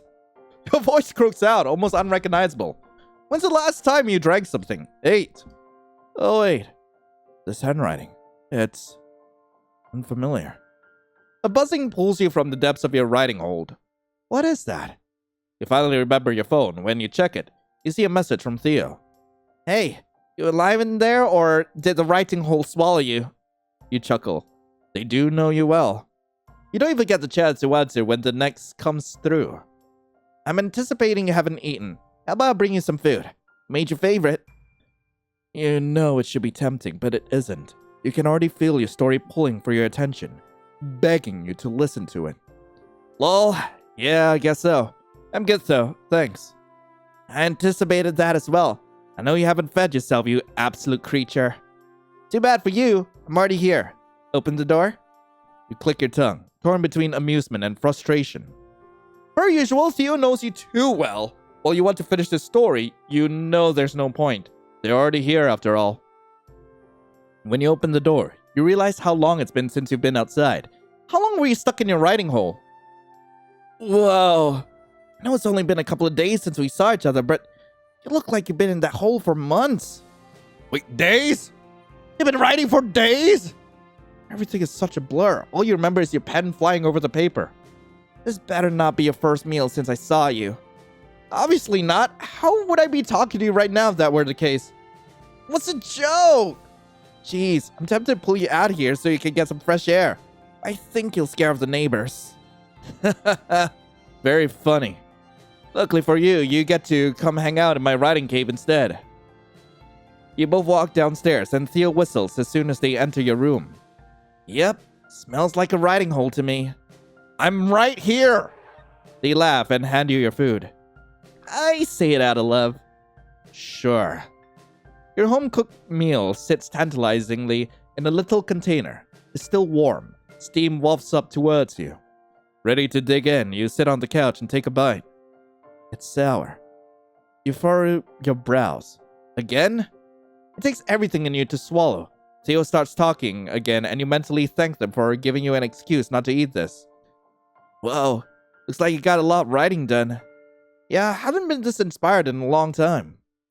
You join them at your desk and pull a couple of scattered papers. I mean, the plot is a bit of a mess right now. The papers slowly start to stack up into piles and piles of notes from the last couple of days. I can tell. The story is about these really gruesome murders. Here, see? You point to the top of the pile. And they're connected to... Theo visibly frowns. Confused, you glance at the paper you're pointing at, the ones detailing how the murders occurred. When you look, you see a list of instructions on how to get into the house. Huh? You lift up the top paper. This must have gotten thrown into the mix in the chaos that was your desk. The next page is a reminder of tasks you need to do while your family is away. Hold on, it was right here. You shuffle through the papers, searching for the notes you actually wanted to show Theo. I brought you that horror book I told you about. Let me go get it while you find your notes. They run off as you continue to search, but for some reason you can't find the pages you were looking for. Getting frustrated, you huff and take a break. Maybe now isn't the right time. After all, you've been staring at your desk for days now. Time passes and Theo still isn't back. What's taking them so long? You go upstairs to search for them again and find the front door to the house wide open. It's silent, except for the night air blowing into the house. Theo? Your voice breaks through the silence, but you get no response. You peek your head outside, but you see nothing. Your skin crawls. You feel like you're being watched. Heart thudding in your chest, you slam the door. There's no sign of them out there. You walk through the house. They must be inside. Theo? Oh, hi there! Something is standing behind you. A shadowed haze. Whatever it is, you're sure it's not human. You scream, and it rushes towards you. Its movements too inhumanly stilted to call running. Panicked and trapped, you grab the nearest object, a heavy picture frame, and slam its edge into the creature's head. Glass shatters everywhere, cutting your hand, splattering blood across your face. Adrenaline renders you unable to register anything beyond the cold, sticky feeling of your own blood. You reach back to strike again, another scream of terror ripping from your throat. Theo is on the ground. Their glass is cracked, sprayed across the rug. Blood flows heavily from the cut above their eye. They stare up at you, terrified, their hands raised to defend themselves. Theo! You fall back, dropping the picture frame and sliding to your hands and knees. The rug is squishy and damp with their blood. Your blood. Oh my god, Theo! I'm sorry. I'm so sorry. You sob, and Theo sits up slowly. They hold one hand clamped over the cut on their head. It's clear they're in pain. Their other hand shakes as they reach out to you, slowly pulling you to their chest. It's okay. I'm okay. You can hardly hear them. All you can register is the blood. There's blood. So much blood. We can clean it up. You didn't even realize you had said that aloud.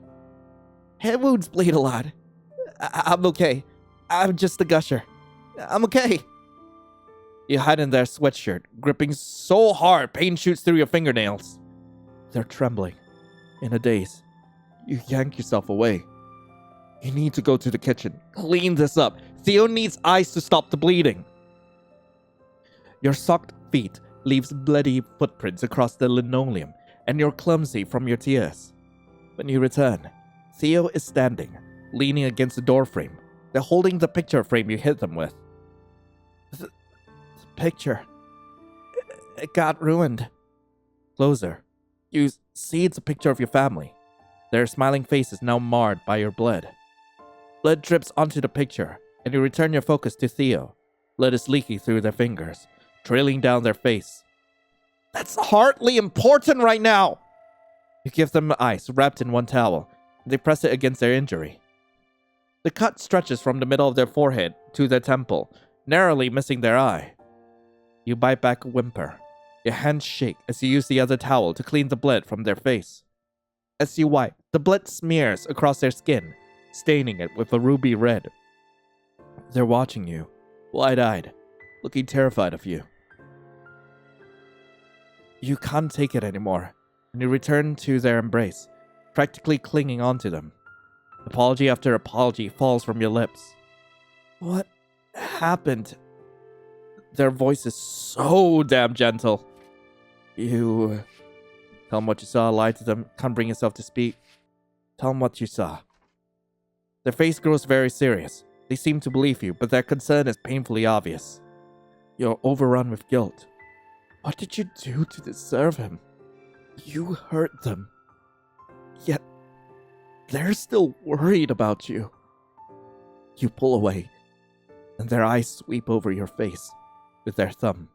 They wipe a droplet of their own blood off your face. Did you get hurt? That's when you notice a stinging on your hands and knees. You turn, examine your hands, feeling very distant from your own pain. Sure enough, there are light cuts scattered across your palms. You simply stare at them, as if you can't register that you're injured. Come on, let's get you cleaned up. The voice was gentle, and they take your wrist, careful not to touch your injury. Don't step in the glass. Careful. As if you're a child, Theo guides you slowly through the minefield of glass. In the bathroom, you finally take notice of your own reflection. Your face is spattered with blood. Yours and Theo's. The crimson red looks unnatural under the fluorescent light. Why is this song? Why?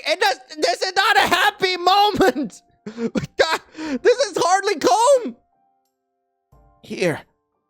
Theo offers you a washcloth, one that was once white, but is now stained pink from, well, an unfortunate washing machine error that dyed most of your whites pink.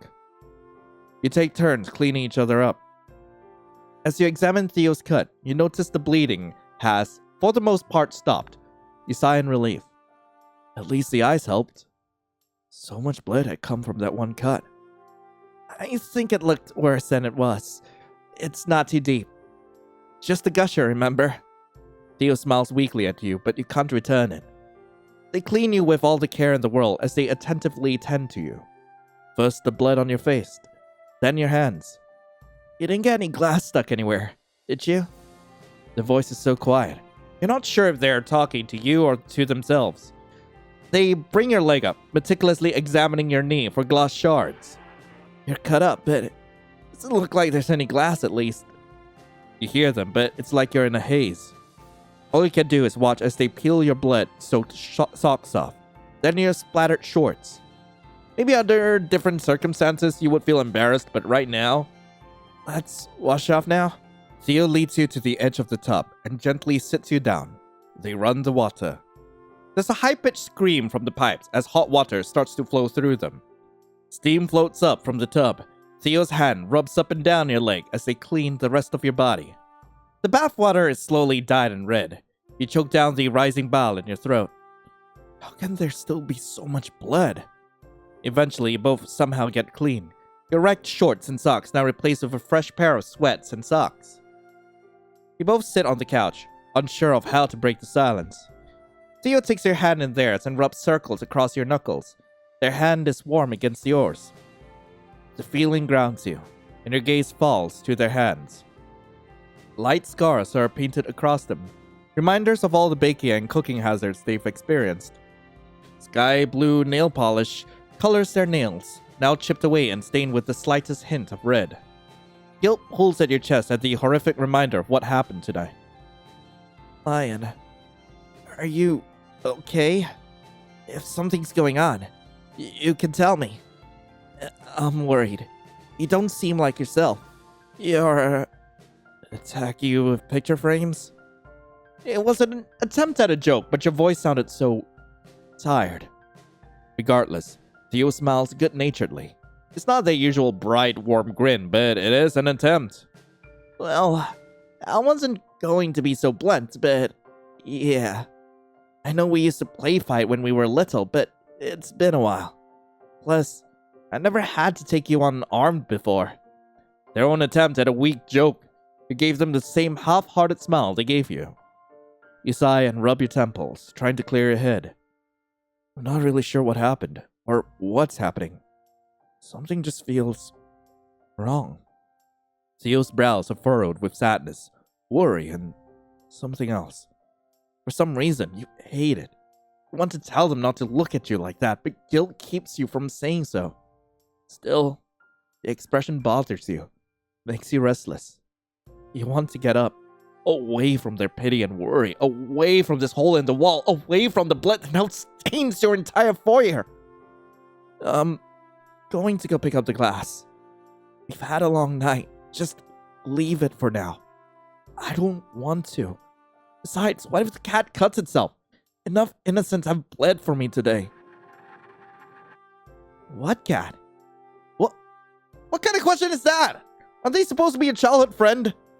The cat, Camilla's cat. I'm watching him while she's gone. I've never seen them look so solemn. Lion, Camilla doesn't have a cat. Her cat was hit by a car years ago, remember? It's been gone for years. No, that's impossible. The cat was in the wall. That's why there's a gaping hole in my room. I had to get him out. I saw him. Other people saw him. I haven't seen him. There is no cat, Lion. The gentleness that always followed their voice is gone now. Your blood drains from your face. That couldn't be right. Bartholomew was... A low, heartless voice chuckles in the distance. You whirl around towards the source, heart pounding against your ribcage. Bartholomew? There's a ringing in your ears. You wait. You feel like you'll suffocate in your panic. But the damned cat doesn't come. It never comes. Your stomach twists in knots. Lion, why don't we go outside tomorrow? You've been holed up in here for days, writing that scary horror book. The chuckle rises from the shadows again. The hair on the back of your neck stands up. Why isn't Theo creeped out by that? Plus, this house. This time, you both startle as the plastic on the wall rattles. You turn to see the plastic sheet warping, ballooning out from the hole in the wall. The smell of rot fills the room. It's overpowering, and you both gag. This house, Theo grabs your hand. Before you can say anything, they drag you up the stairs towards the front door. They lunge for it. Do you really think this is the best choice? Trusting them. The detached voice is so close, practically whispering to you from your shoulder. It laughs, and the sound is like metal rending. You don't know what to do. Ugh! On the other side of the door, shadows press their spindly hands against the glass. You yank Theo back. Don't open it! We need to get out of here! That's when you realize you can't see the shadows. You... brace yourself, allow them to drag you. I tell them what I see. On the other side of the door, there's things. They're trying to get in. We can't. Theo stares at the door. Then you, in a flash, pulls you to them. One hand at the base of your back, the other on your cheek. Lion, do you trust me? Their eyes bore into you. You pause, then nod. We need to go through that door. We will be okay. We have to get out of this house. You give a shaky nod, and they tug you forward. Just as you cross the threshold, you hear that chuckle again, then a deep sigh, one heavy with disappointment. Something like regret twitches in your chest, there and gone between heartbeats. You and Theo stand on the porch. Bright, searing hot sunlight pierces your vision. Wasn't it night? The sun is high in the sky, and the summer sky is clear. As you and Theo cross the porch together, you pause at the bottom steps. The morning light chases away the darkness that had been clouding your mind. We made it? You can't believe it, and smile, for what feels like the first time in forever. As if to make sure this wasn't a dream, you look towards Theo. The gash on their face is bleeding again, your expression falters, and they're pulling you towards them once more, into the safety of their embrace. You alright? Did it work? We need to get further. We can, You wrap your arms around their neck and pull them closer, your eyes locked on theirs. Equal parts of gratitude and guilt swirl inside you, each overwhelming in their own right. As you hold one another, you watch surprise, anxiety, then hope flash in Theo's eyes. They brush their thumb over your cheekbone, trembling as they do so. No, you were right. I'm glad I trusted you.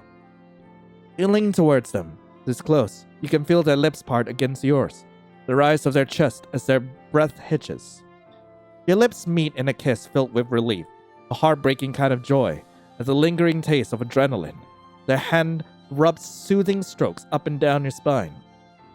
They move their lips so softly, so gently against yours, and their breaths come in soft gasps. You take your fingers into their shoulders, run them over the back of their neck, press your hand against their chest. You're truly there, truly safe, truly kissing you. They break the kiss first, resting their forehead against yours. Their broken glasses sit slightly askew on their nose. You stare into their eyes, beautifully and boundlessly blue. You smile broadly, trying to push the thoughts of the voice in that house out of your mind. Theo, thank you. I feel much better. Their arms tighten around you. They're smiling, more brightly than you've ever seen them, brighter than the sunshine warming your skin. It's real.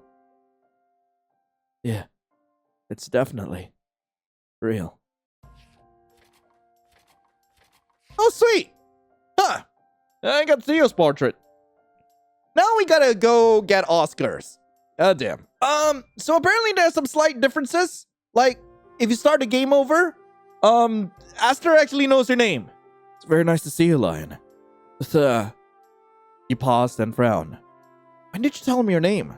Aster seems to read the confusion on your face and chuckles at you. Apologies. I've heard much about you. I feel like I know you.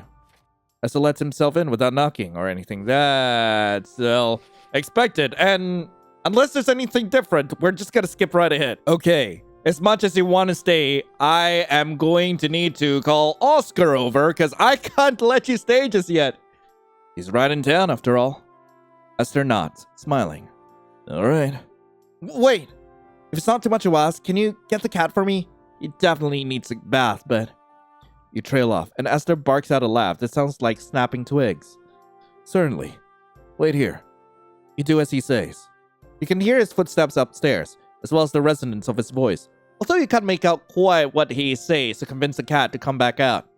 Soon he returns, Bartholomew cradled against his shoulder. Here you are. Thank you so much. You accept the cat, although you can immediately feel him tense. He sinks his claws into your shoulder, stopping just short of breaking the skin. Now their little crisis has been diverted. I'll take my leave. His smile is sharp-edged, but not unkind. How on earth will you manage without me?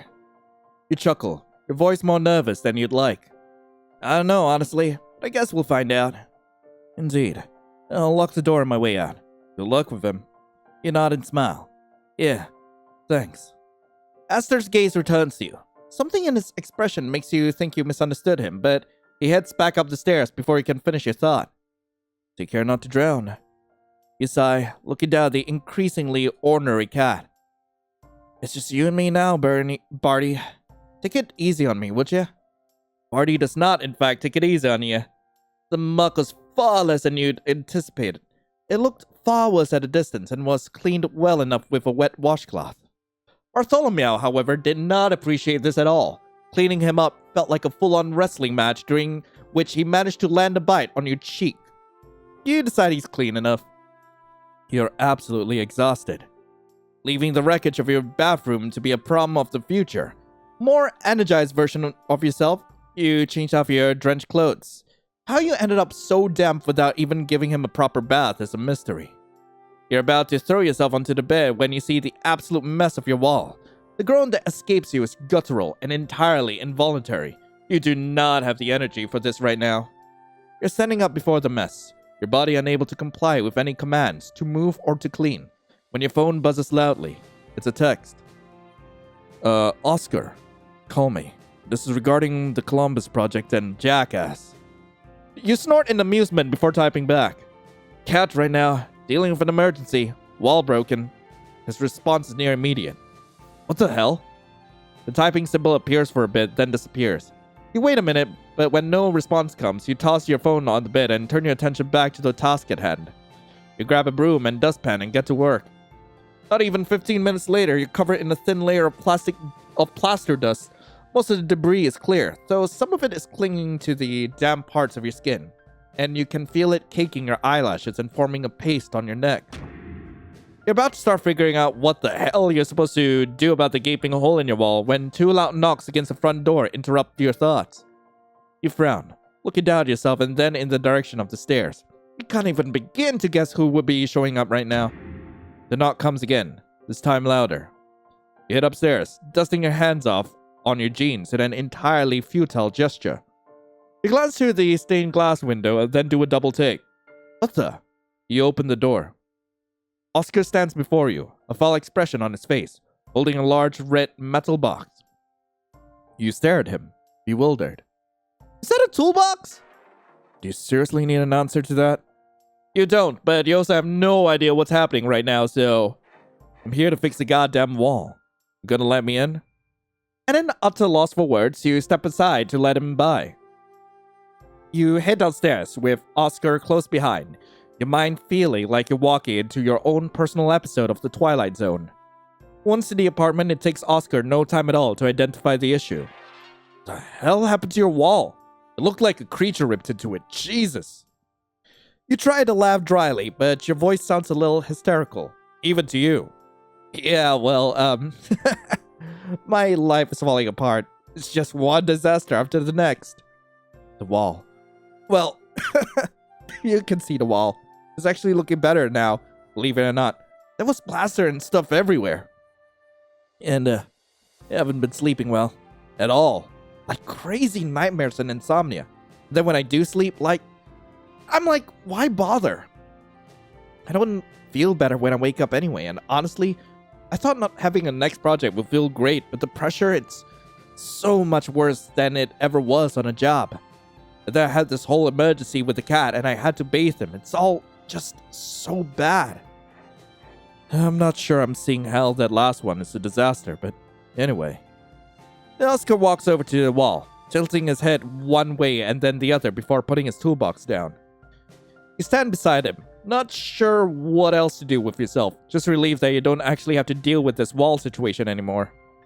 I can't fix this. Your response is reflexive. Seriously? Well, that's embarrassing for you. It's freaking annihilated. It's not like I have a spare sheetrock in my rental car.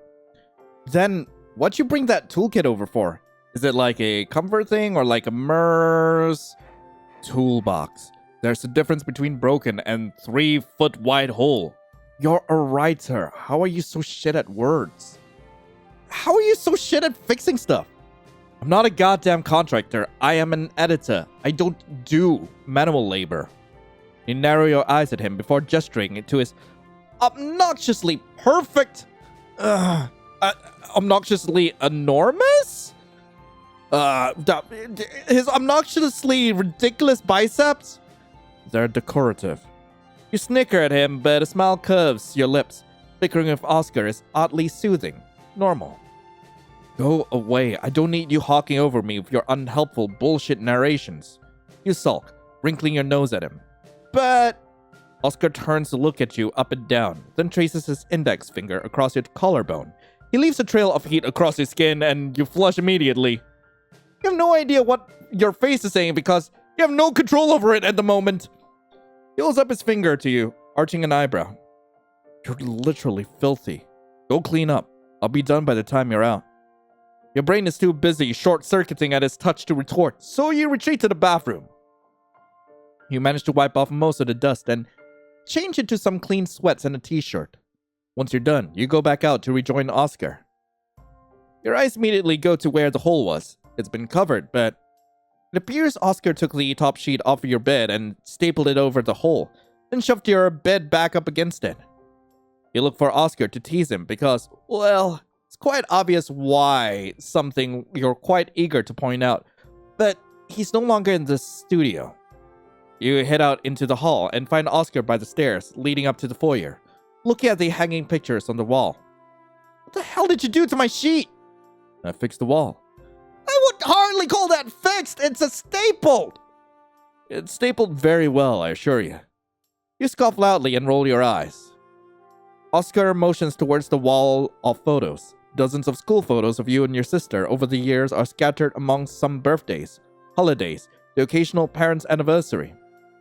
Your family is nauseatingly picturesque. You frown at him, but he continues. Tell me, how are you meant to write anything interesting when your life has been all fluff and cavity-inducing sweetness?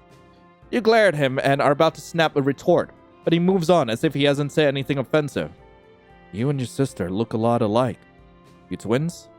You pause, still angry, but you answer him. You can't help yourself when it comes to Camilla. No, I'm older. You get that a lot, though. You stare at a picture of Camilla, covered in colored powders and grinning after competing in one of those color runs. We're only 10 months apart, but it feels more like years most of the time. People love her. I may be the artist, but she's the rebellious, free-spirited one, not me. Yeah, well, that's obvious. You're wildly uptight. I am not uptight! Wildly cutthroat, then. You freeze, look at him. He arches an eyebrow. Honestly, part of me thinks Jack gave me your check on purpose. He's a dick, but he's also a coward.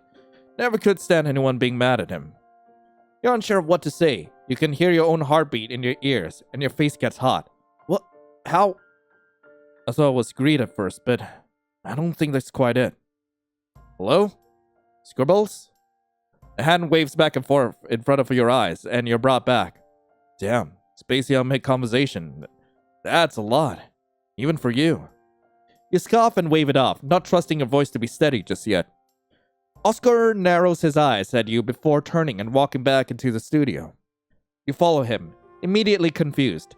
He heads to the linen closet, pulls down a blanket, and then tosses himself down on the couch. What are you doing? Do you have any idea what time it is? I'm tired. I'm not driving back to the motel after you dragged me out here at screw all in the morning. He rolls over so his back is to you. Bartholomew makes his first voluntary studio appearance and hops up on top of Oscar, spinning around on his hip until he curls up to sleep. He's just staying? It's unsettling how at home he acts here. It's creepy. You mentioned there's a guest room upstairs. He can stay in if he prefers. It's kind of a relief having him here. Being alone in such a big house is eerie. Even if you're pretty sure he'd use you as a human shield in a heartbeat, fighting him is distract you from whatever this feeling is. You're too tired to fight.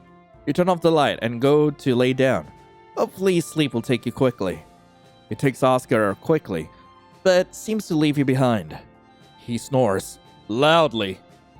You roll over and find yourself face to sheet with Oscar's repair job. To his credit, it really is well stapled. You probably used every last staple you had just to do it. As you lay there, you start to notice sounds between the snores. They're softer, breathier, and they're coming from behind the sheet. You stare at it intensely, trying to convince yourself you're not hearing what you think you're hearing. They grow in sound and intensity, crescendoing to a deep wailing. You look over at Oscar and Barty, but they're both sound asleep. The sheet starts to move slightly, as if it's fluttering, a sail in the wind. Suddenly, the shape of a face lunges through the sheet, barely restrained by the stapled cloth. The mouth is open and gaping at you, and the undeniable source of the wails. The sheet presses tightly into the open jaw as if it was inhaling, sucking the cloth into its mouth as it presses. You can't even scream. The strangled sound you make is nothing close to what would be needed to wake anyone, and you can't move. As quickly as it happened, it's over. The face doesn't withdraw. It simply disappears. The sheet appearing untouched and unmussed, as if nothing was there in the first place. Maybe it was never there. You let out a shuddering breath. You want to run, but you can't take your eyes off the sheet. You don't dare. You scoot back off the bed to your chair, alert for any signs of movement behind the white cloth. You don't sleep. You look like shit. Did you sleep in that chair? You don't know when he woke up, or when the sun rose. You haven't been able to pull your gaze from the hole. You look like a goddamn gargoyle right now. You don't respond. You can't. Distantly, you wonder if the gasping, wailing creature stole your voice for its cries. You're vaguely aware that he leaves the room, the creaking of the stairs signaling his departure. You can witness the thought pass by you as if it belongs to someone else, a theoretical version of yourself, calling him rude for leaving without a word. But right now, Oscar places a mug of coffee in your hands. His touch is surprisingly gentle, his large hands dwarfing yours as he wraps your fingers around the mug. Drink. You're tempted, so tempted to look away. It's easier to believe you'd be safe when he speaks to you like that. Lion, what is going on? That tone again. You drag your eyes from the hole. It hurts. Respond to Oscar. Things start getting weird after he got here. You can't trust him. Tell me, can't explain it. Ask him if he believes in supernatural, unworldly, hauntings, unexplainable things. I'll ask that. He watches you, eyes narrowed. You can see him weighing whether to take you seriously or not. Just when you're sure the scales have swayed out of your favor, he answers. I've found little reason in my life to convince me one way or the other for certain. Why? You hesitate, then press your lips together tightly. No, it's too bizarre. You can't. Listen, Lion, I've been traveling for a long time and I've been to a lot of places. So I've heard a lot of stories and seen some things. I don't think anything is truly ever off the table. Now, I've been honest with you. Be honest with me. Why are you asking me these things? Yeah, it's a long story. Started when, you fill Oscar in on all your odd experiences since arriving at the house. I think there may be something wrong with the house. You expect a long pause. You're prepared for it. You're not prepared for his next question. Okay, so what's your plan then? You blink at him, thoroughly thrown. You believe me? Well, I don't not believe you. But we may as well try and figure out if something's going on. With all these books at our disposal, let's use them. Oscar divides up the pile of books between the two of you. Your pile is mostly comprised of your old journals, notes, and other assortment sources from the past few weeks. His are mostly the books you've been using for research, including your recent, current, unfinished read. You start reading, struggling to be absorbed in the material, and instead sneak some glances at Oscar. Bartholomew has curled up in his lap and is sleepily purring away while Oscar reads. It's a strange sight at first, but the more you look at it, the more it makes sense to you. It doesn't take you long to realize that Oscar reads very quickly. Before you finish looking through your journal, he's already finished one of the small plays and is partly through your current read. Scribbles. This is the most boring book I've ever read. The 400-page explanation on local and land tax laws I read yesterday, it's more exciting than this. Why are you reading this? He flips through the pages, seeming to skim the contents as he goes and looking deeply unimpressed. I can't really justify it. That's been my experience so far too. I just try not to abandon books part way, but it's very boring. Oscar tosses the book unceremoniously onto the community pile of books between you. A piece of paper falls out from between the pages of the book, folded into a small square. You both stare at the paper for a moment, shocked. Oscar recovers first and picks up the paper, unfolding the many creases with impatient hands. It's your handwriting, and the pages look like they belong to your journal, but you have no memory associated with these entries at all. The page details strange noises coming from behind the wall of your room, and struggling to sleep. Perhaps more confusing, however, is the date on the page. This entry is from 2 weeks ago. I dislike this room. I feel bad because Dad was so excited to show it to me. Something about it makes me feel like I'm in an aquarium or something, on display. Okay, I can't bring myself to like it. It's not my room, it's a guest room. You turn to another page and find an entry from more than a week ago. It's a bit more recent, but still disorienting to say the least. I know this sounds crazy. I do, but I think there's someone trapped in the walls or something. It seems too wild. Stop! It seems too wild to possibly be true. But what else would I be hearing? The sounds of scratching when I lay down at night, coming from inside the wall. As if I needed another reason to dislike the house. There's definitely mice in the walls. I can hear them scurrying around. Oscar leans over the coffee table and grabs one of the small piles of paper he's assembled of varying sizes and widths, and passes it to me. Do you think that has anything to do with this? You stare at the pile, but not a single spark of recognition lights. Where did you get these? Entirely unfazed by a question, he shrugs. Your bed. They were all a messy pile under your pillow. Some under the bed. Have you seen them before? You stare at them, frowning. The unnerving feeling of not being able to place the paper is more bothersome than you would have anticipated. Did you read them? I didn't go through them, but I couldn't help reading this one. It was just right on top, so... He trails off, gesturing the pages towards you, an offering. You accept them and begin to leaf through them, trying to remember anything about them. There's writing on the top page, but it's not yours. It's Camilla's. The message is very simple. Don't trust Lion. The rest of the page is covered with handwriting that is yours, but that you can't place in time or space. You can't even read the writing. It's scrawling nonsense. Words on top of words on top of words. The only words legible on the page are on the very bottom of the page. One sentence is printed clearly and concisely, in your handwriting. They know I know. You're watching, paying attention when it happens. You're looking at the page when it goes entirely blank. The only thing remaining on the page is a small doodle of your front door and the stained glass windows beside it. Your gaze immediately goes to Oscar to point it out, but his expression is unchanged. his eyes roaming the blank sheet as if there's something on it for him. What? As if he saw the pages change. As in what the page says. See, nothing. He's obviously faking. Maybe he's not actually him either. Well, I'll ask him what the page says. It's nothing particularly important. Looks like some notes on the script. An unnecessarily detailed description of that passenger who ate egg salad and took off his shoes and socks on the flight. You gape, horrified. You don't remember that? And you're sure you should. You've always been a stickler for plane decorum. Paragraph on the Uber driver who dropped you off and didn't help you take your stuff out of the car. Huh. What a dick. Oh, and there's a grocery list restocking all the stuff you needed for the house. You brush your teeth with cinnamon toothpaste?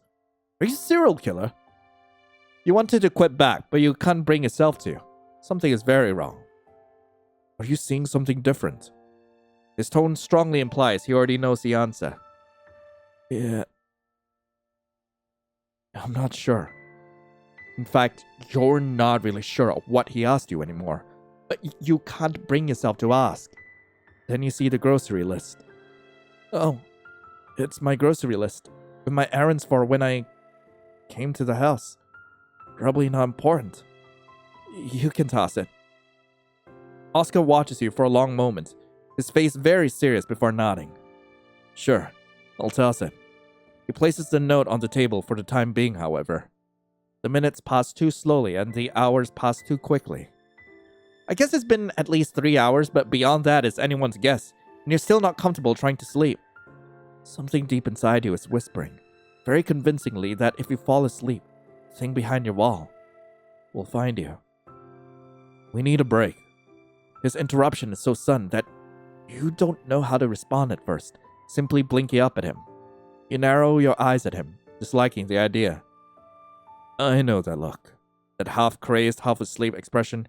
You look just like you do when you fall into a writing hole. I don't want to lose momentum!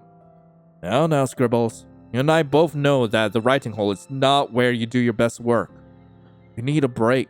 You're going crazy locked up in this house. There's a low chuckle. Quiet. Oscar, I'm serious. I don't want to stop right now. Well, I'm more serious. And what's more, I'm hungry, so you must be too. I don't even know when you last ate. Over your dead body, will you admit that you don't know either? Smart money is on you not eating anything all day. Let's go get something to eat outside. Fresh air would be good for you. A nice change from being trapped in this creepy-ass basement all night and day. He's absolutely relentless, so you cave. You decide to go out to pick up some food. There's a decent Thai place in the next town over. You let him take the lead. The hall feels strangely long as you head upstairs. When you get upstairs, you find yourself hesitating. Oscar doesn't notice and heads straight through the door, swinging it open. When you don't follow, he turns back to look at you. Lion? You good? You can't answer. You're looking past him, to where the door has transformed into a giant gaping portal, a throat looking to swallow you both whole. Black, dark ichor drips from the door frame like saliva pools on the floor. Distantly you hear screaming, loud and rasping and straining. It's only when you take a deep breath that you realize that the screaming is coming from you. Oscar is across the room and to you in moments. He grabs you by the shoulders and you dimly register the terror on his face. You've never seen him look so afraid. His grip on your shoulders is firm and he tries to say something, but you can't hear him over your own voice. The tearing screams into your ears. He starts to pull you towards the door and you begin to thrash with all your strength, trying to get away. You'll die. You'll die. What's worse than death? Many more things are worse than death, and all of them await you within this darkness. You begin to rip at your own flesh, grabbing your head, scratching at your own eyes, clawing at your throat. Oscar grabs at your arms and tries to stop you, and instead your fingers find purchase in his forearms. Your nails sink into the flesh on his arms and rip. The sensation is somehow satisfying, as is the welling of the blood from his skin. But still, he doesn't release you. Oscar pushes you back further into the house, pressing you to his chest tightly, squeezing your whole body with a warm, consistent pressure. The screaming in your mind is the first to stop, allowing you to finally truly hear yourself and control your own voice. Your throat feels shredded, and your screams finally cease. Your mouth is painfully dry, and each breath feels more like hot smoke than oxygen. Finally, you come to your senses and truly calm down. Oscar releases you slowly, holding your arms for cupping your face gingerly in both hands. His face is still pulled taut into a mask of absolute terror. Lion? He's calling you, but your focus is locked on the deep, bloody gouges you raked into his arms, through his shirt. How the hell did you do that? You realize Oscar is talking, not just saying your name. It takes a concerted effort to focus on his words. Your mind feels fogged with a dark mist, separating you from the surrounding world. The hell happened? What was that? Are you okay? Tell him about what you just saw. Apologize for scratching him. Stare at him. You can't make yourself say it. I'll apologize. Oscar shakes his head at you, his gaze softening. It's not important. But The sob rises up, but you choke it back down. Still, your next words sound pinched. I'm sorry. I'm so sorry. Your arms. He sighs deeply and hugs you to him. It's different from when he was holding you, so you wouldn't hurt yourself. There's a tenderness in the way he cradles you that makes the tears threaten once more. I can barely feel it. Don't worry about it. It's not important right now. He squeezes you a little tighter, emphasizing his words. I'm not hurt. You didn't hurt me. You saw something, didn't you? You don't pull away, pressing your face into the firm warmth of his chest as you nod. When you look back up, his face is grim, determined. We have to get out of this goddamn house. And yes, we'll bring the cat. Freaking hell, Lion. How are we supposed to get out of here? He doesn't answer you, and he doesn't release you. He slides his hands from your cheeks to the side of your neck, his thumbs grazing over your bottom lip as he does, sending a shock of electricity straight to your stomach. His hands rest on the sides of your neck, his thumb resting over your pulse point, just for a few moments. Then his hands are moving again, brushing over your shoulders and back down your arms, where you can feel the ghost of the grip he'd used to try and prevent you from hurting yourself. His hands travel down to your hands, and he holds both tightly, one in each hand. Look at me.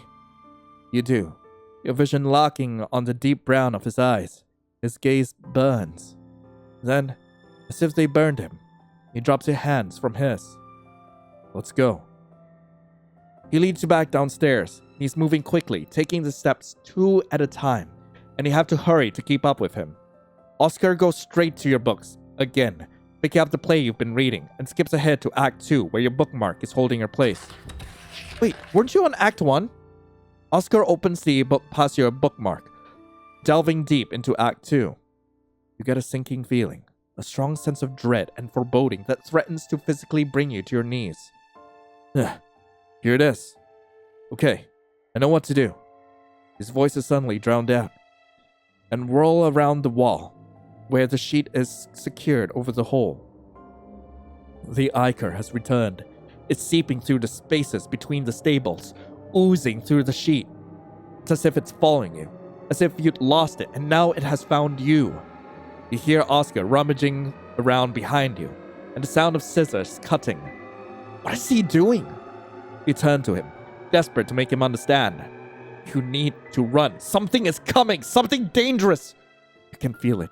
You have flashes of some kind of dream, nightmare, vision of that arcing swing of an arm and a spray of blood, the overwhelming smell of rotting flesh. You make to run up the stairs, but Oscar catches you by the arm before you've gone more than a few steps. Wait! I just need to grab something. Wait! I just need something from the closet. You're shaking your head frantically, your breath's coming in heaving gasps. No. Your voice sounds as painful as it feels, but you can't help the desperate plea inside. We need to go now! You turn towards the stairs again, and this time, Oscar places himself between you and the stairs. Fear and rage flare up within you. You try to rush past him anyway. You're beyond waiting, beyond patience, beyond reason. You are prey, being run down by the predator, and Oscar was the idiot standing between the two of you. You need to run. He needs to run, now. Could you just freaking trust me and wait 2 minutes? No, you don't understand. We have to go. If you run up there right now, the only thing that will happen is a reenactment of what we just saw, potentially with more eye gouging. Wait. You let out a snarl of rage. Just go. You go then. You can't stay here. You're going to die. Your mind fills with images of Oscar, cleaved by shadows, his mouth opening in a silent scream. It fills you with a panic that crests into fury. You are so arrogant! You think you know everything! You're gonna get us killed! We're going to die! Just go! Go without me! Leave! Oscar sputters. It's strange to see him speechless. He rakes his fingers through his hair, looking around him with a crazed look in his eyes. His eyes land on yours, and his expression shifts from something wild to a fierce kind of determination. Oscar closes the gap between the two of you in a step that feels more like a lunge. He catches your face with one massive hand, his other pulling you in by the small of your back, and his mouth collides with yours. Wait, what? It's a desperate, frantic kind of kiss, and you find yourself kissing him back with equal intensity. Gripping a handful of his soft brown curls and crushing him to you, pressing yourself against him as if you could eliminate any and all space separating you. You're overwhelmed with pure need and heat. It's absolutely terrifying, but for a few moments, your mind is so much clearer, and you feel like you can inhale. You can smell the scent of his aftershave, faint traces of pine wood and smoke, and you feel his teeth scraping against your bottom lip. It pulls you back from whatever void you'd been spiraling into and hurls you back into your body. He breaks the kiss, his chest heaving as he tries to catch his breath. Immediately, your cheeks flush with embarrassment. Did you just kiss me to try to make me shut up? Or was it to make me listen to you? Oh, God! It's manipulative as hell, you piece of... The hysterical-sounding laugh, so very unlike him, that erupts from him, cuts you off. If I wanted to manipulate you, that is the last thing I would do. I know you better than to resort to that.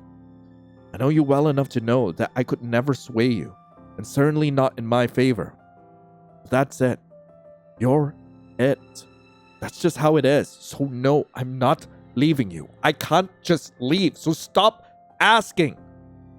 He releases you abruptly, leaving you stunned and reeling from his admission, and returns to the sweatshirt he must have pulled from your closet. Your gaze is pulled towards the hole in the wall. As you watch, you can see movement behind the sheets. Out of nowhere, maggots burst through the sheets.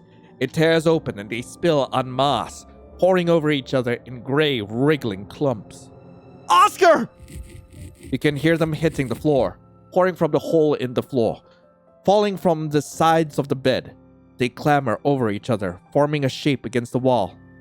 It's the outline of a tall, thin person, but you're entirely certain it isn't a person. Suddenly, Oscar is jamming a sweatshirt over your head, backwards. He yanks the hood up and you find that he's cut 2 eye holes, poorly mapped and askew into the hood. He takes a long piece of ribbon and ties it around your forehead, securing the hood tightly to your face. He takes your face in his hands and it's hard to breathe through the hood, with the cloth pressed against your mouth, but you don't want him to let go. We're going upstairs, and when we get up there, I'm going to tell you what to say. He has to yell over the sounds of maggots spilling endlessly from the wall. Say exactly what I say. Think it too. Scream it in your mind and nothing else. You understand me? You nod once, just as the entire room shudders, with the sound of something breaking away from the back wall, and he doesn't wait to make sure you understand. You're both sprinting up the stairs. When you get upstairs, you freeze in the foyer. It stinks like rotting meat, like decay. A gray stake dots in your field of vision, and before you can register what's happening, Oscar has left your side, bending down and returning almost immediately. Bartholomew is tucked under his arm, looking stunned to have been seized in such a manner. The rumbling from downstairs is getting worse, making the entire foyer shudder.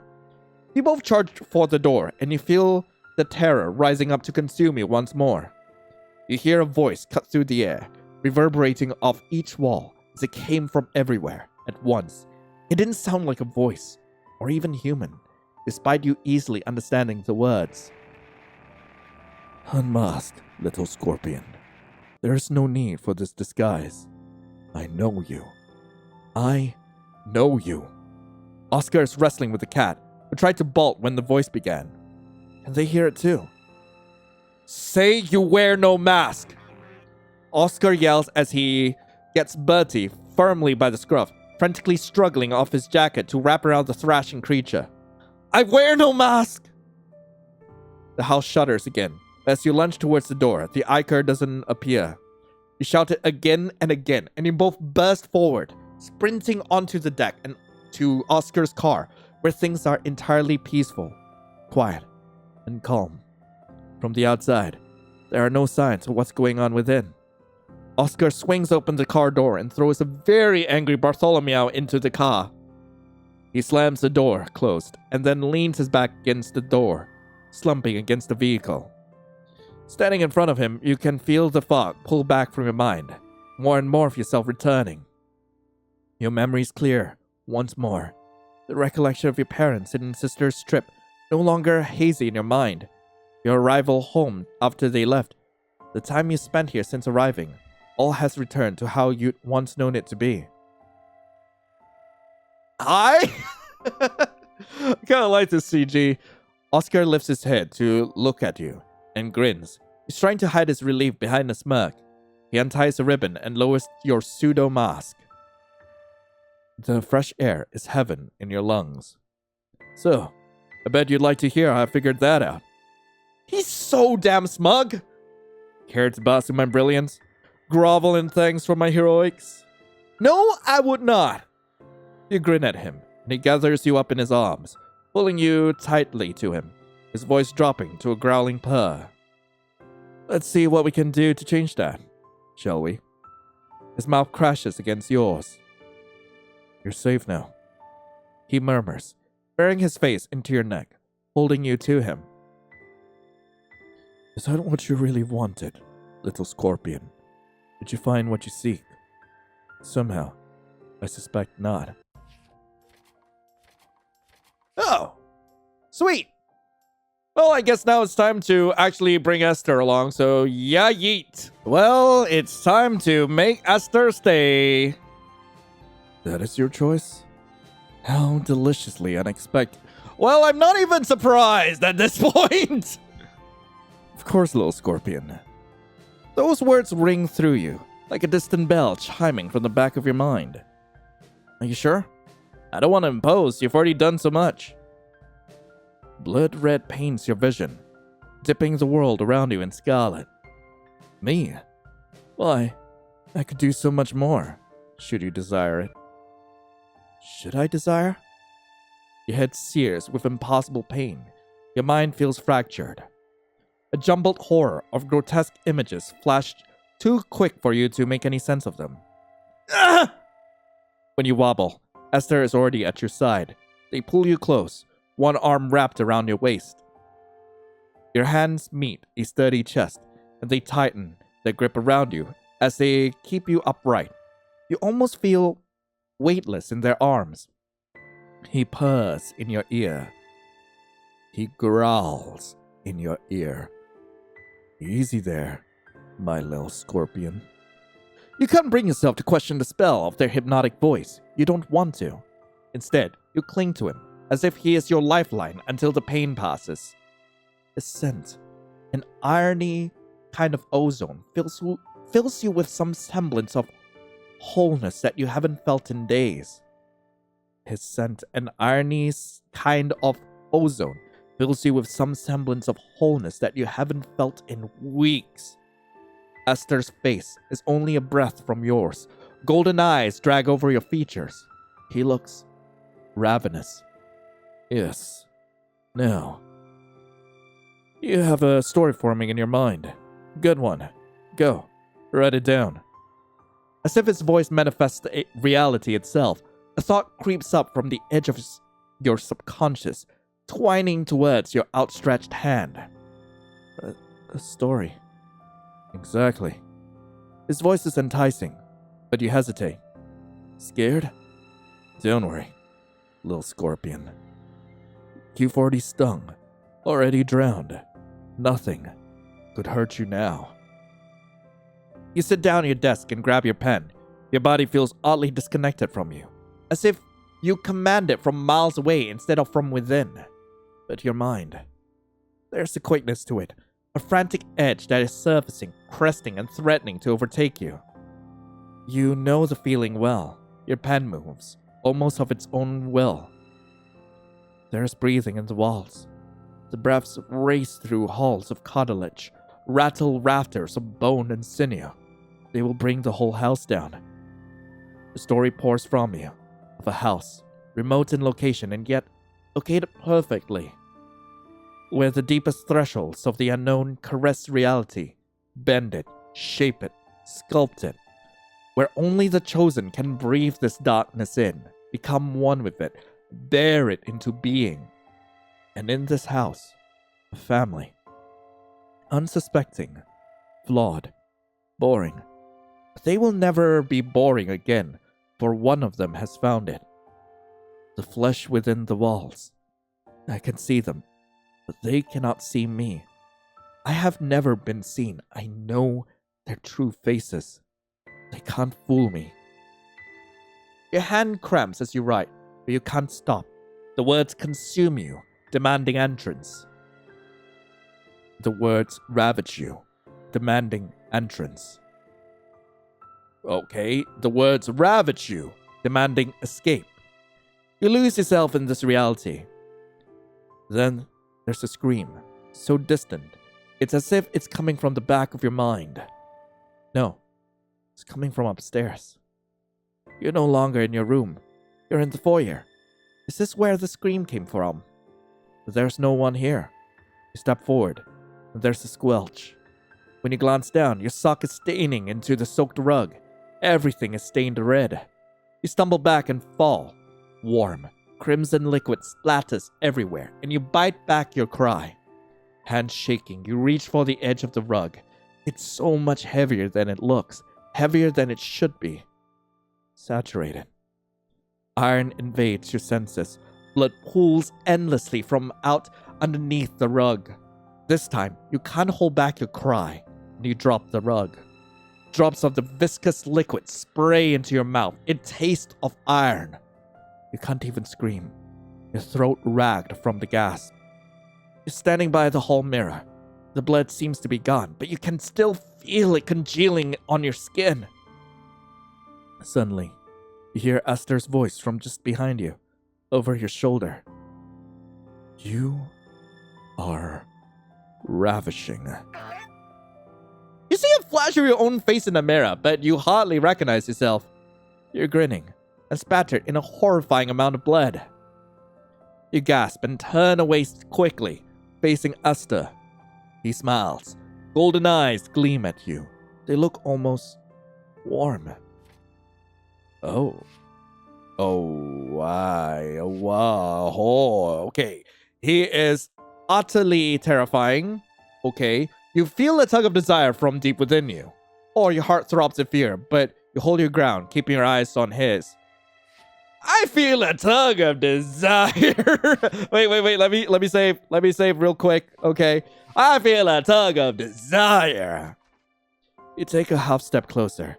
His eyes darken. His smile unnaturally wide. I knew what you as well.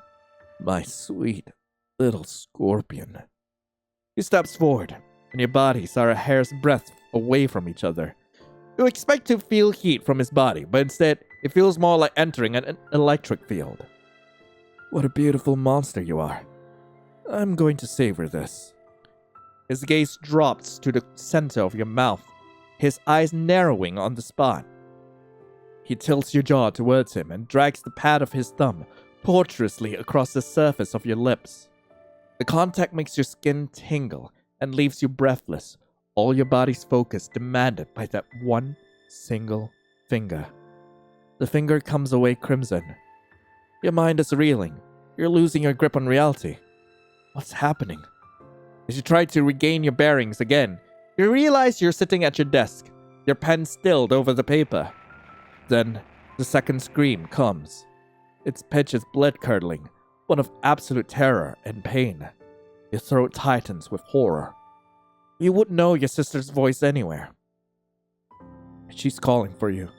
As you leap from your chair, Esther's hand finds firm purchase on your shoulders and presses you back down into your chair. It's a gentle motion, as if you were placing a teacup on a saucer, despite you pressing your full strength against him. Not yet. His voice is tantalizing.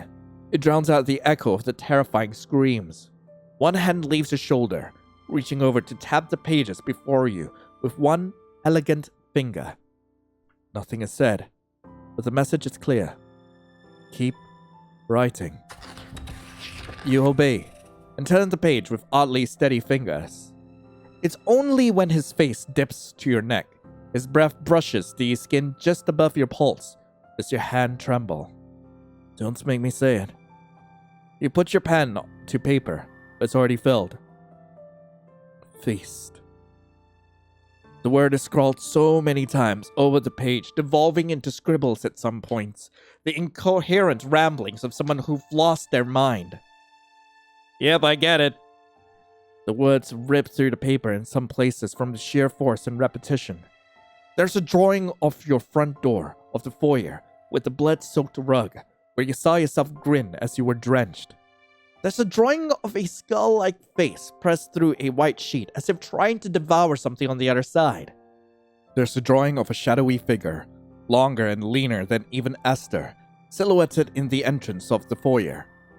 On the last page, only one thing is written, clear and calm. I've done it. I've killed them all. It's finally quiet. So very quiet. Your blood runs cold. Esther's low voice hums through you, his mouth so close you can feel the rumble in his murmur, his tone enticing. Be careful. Get too lost in those books of yours and you'll have trouble differentiating fiction from reality. You turn suddenly to face him. Esther's eyes flash. They glow with an ominous yellow luminance that casts an eerie shadow over his features. Something wrong? His voice is deep and dark, a croon that seems to emanate from the shadows gathering in the corners of your vision. Were the horrors that you experienced too strong? All those glitches, hallucinations, was your psyche unable to handle the weight of the truth? Did I misjudge you, my little scorpion? Or perhaps you push him away. But Esther closes the distance between you in less than a breath, faster than you can fathom. They press you against your desk, caging you between their arms. Their face hovers close to yours. So I had provided you with what you desired. That was our agreement, was it not? And yet, it still wasn't enough. Do you crave for more? Or perhaps, do you crave me? He leans even closer into you. You're trapped between the hard edges of the desk and the firm contours of his body. Equal parts terror and exhilaration fill you in an intoxicating mix. You shouldn't want this, but you do. Your breath is ragged, beyond your control, and your eyes are locked entirely on his, trapped by his cobra stare. Is that why you've come running to me? Kept picking and chipping away at what I gave you? Were you looking for me? Perhaps, deep down, you know. The other men you desire won't satisfy you. You and your wicked desires. Hey, don't call me out like that. It's true, but I don't appreciate being called out like that. Only I see. Only I know you. Reach for the memories. Nope, push the voices away. I reach for the memories. That's when you remember. The flashes of memory. The screams. The skeletons safely sealed in the wall behind you, wrapped in sheets of plastic. That's when you remember. The pain that shoots up your arms as you drag your ruined nails over the walls, desperate to get inside. The madness that raked your soul clear from your body until there was nothing left. And this creature, the one who salvaged your soul, nurtured it and returned it to you. The one who knows every deep, dark crevice and saw something beautiful. I've given you everything you want. Everything. Now it's your turn. His mouth hovers over yours. Long, slender fingers brush up your neck, sliding tantalizingly over your jaw before firmly holding your chin. The feeling of it all sends a shiver through you. Now it's my turn. I claim my prize. I claim you. Relinquish yourself to me. Kiss him. Push him away. Try to escape. I kiss him! I can't. What? I feel like this is gonna be important, so I'm just gonna make a save. And then I kiss him! You angle your face towards his, your breath hitching. He captures your mouth with his before you can close the distance, and you crash together. One arm wraps around you, and his hand intertwines into the cloth of your shirt, pressing you impossibly closer to him. The other cradles the back of your head in a gesture that would be tender were it not for the sheer strength of it. His teeth, razor sharp, graze your bottom lip, and a shiver convulses your spine. You wind your own fingers through his hair, cool and soft against your skin, clawing at him. Your breath is uncontrolled, gasping. Hiss.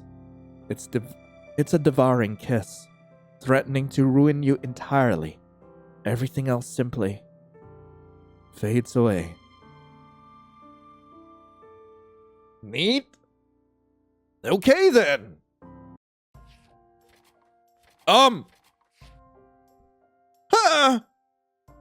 Okay. Cool. So what happens if I push him away? You push against his chest, but he doesn't budge. It's like shoving a concrete wall. You're released. Suddenly alone.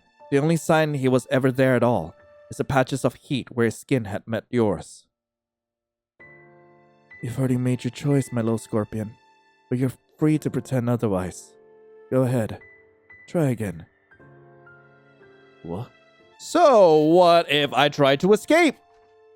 You are utterly terrified, every fiber of your being screaming that you're in danger, that this is an apex predator of a food chain that dramatically supersedes any humans who would be found in. Its yellow eyes are fixed upon yours, glowing and menacing. And yet, it does seem crestfallen. Impossible. The fear overwhelms you, your vision tunneling with darkness. You feel consciousness sliding away from you. I see. Perhaps I misjudged you. To your relief, it doesn't come closer. It takes a step back. It is my hope. His voice contorts around the word hope, as if it's unnatural to its tongue. But perhaps you only need some practice. You are too delicate as of yet. The trauma of what you've endured, of what I've shared with you.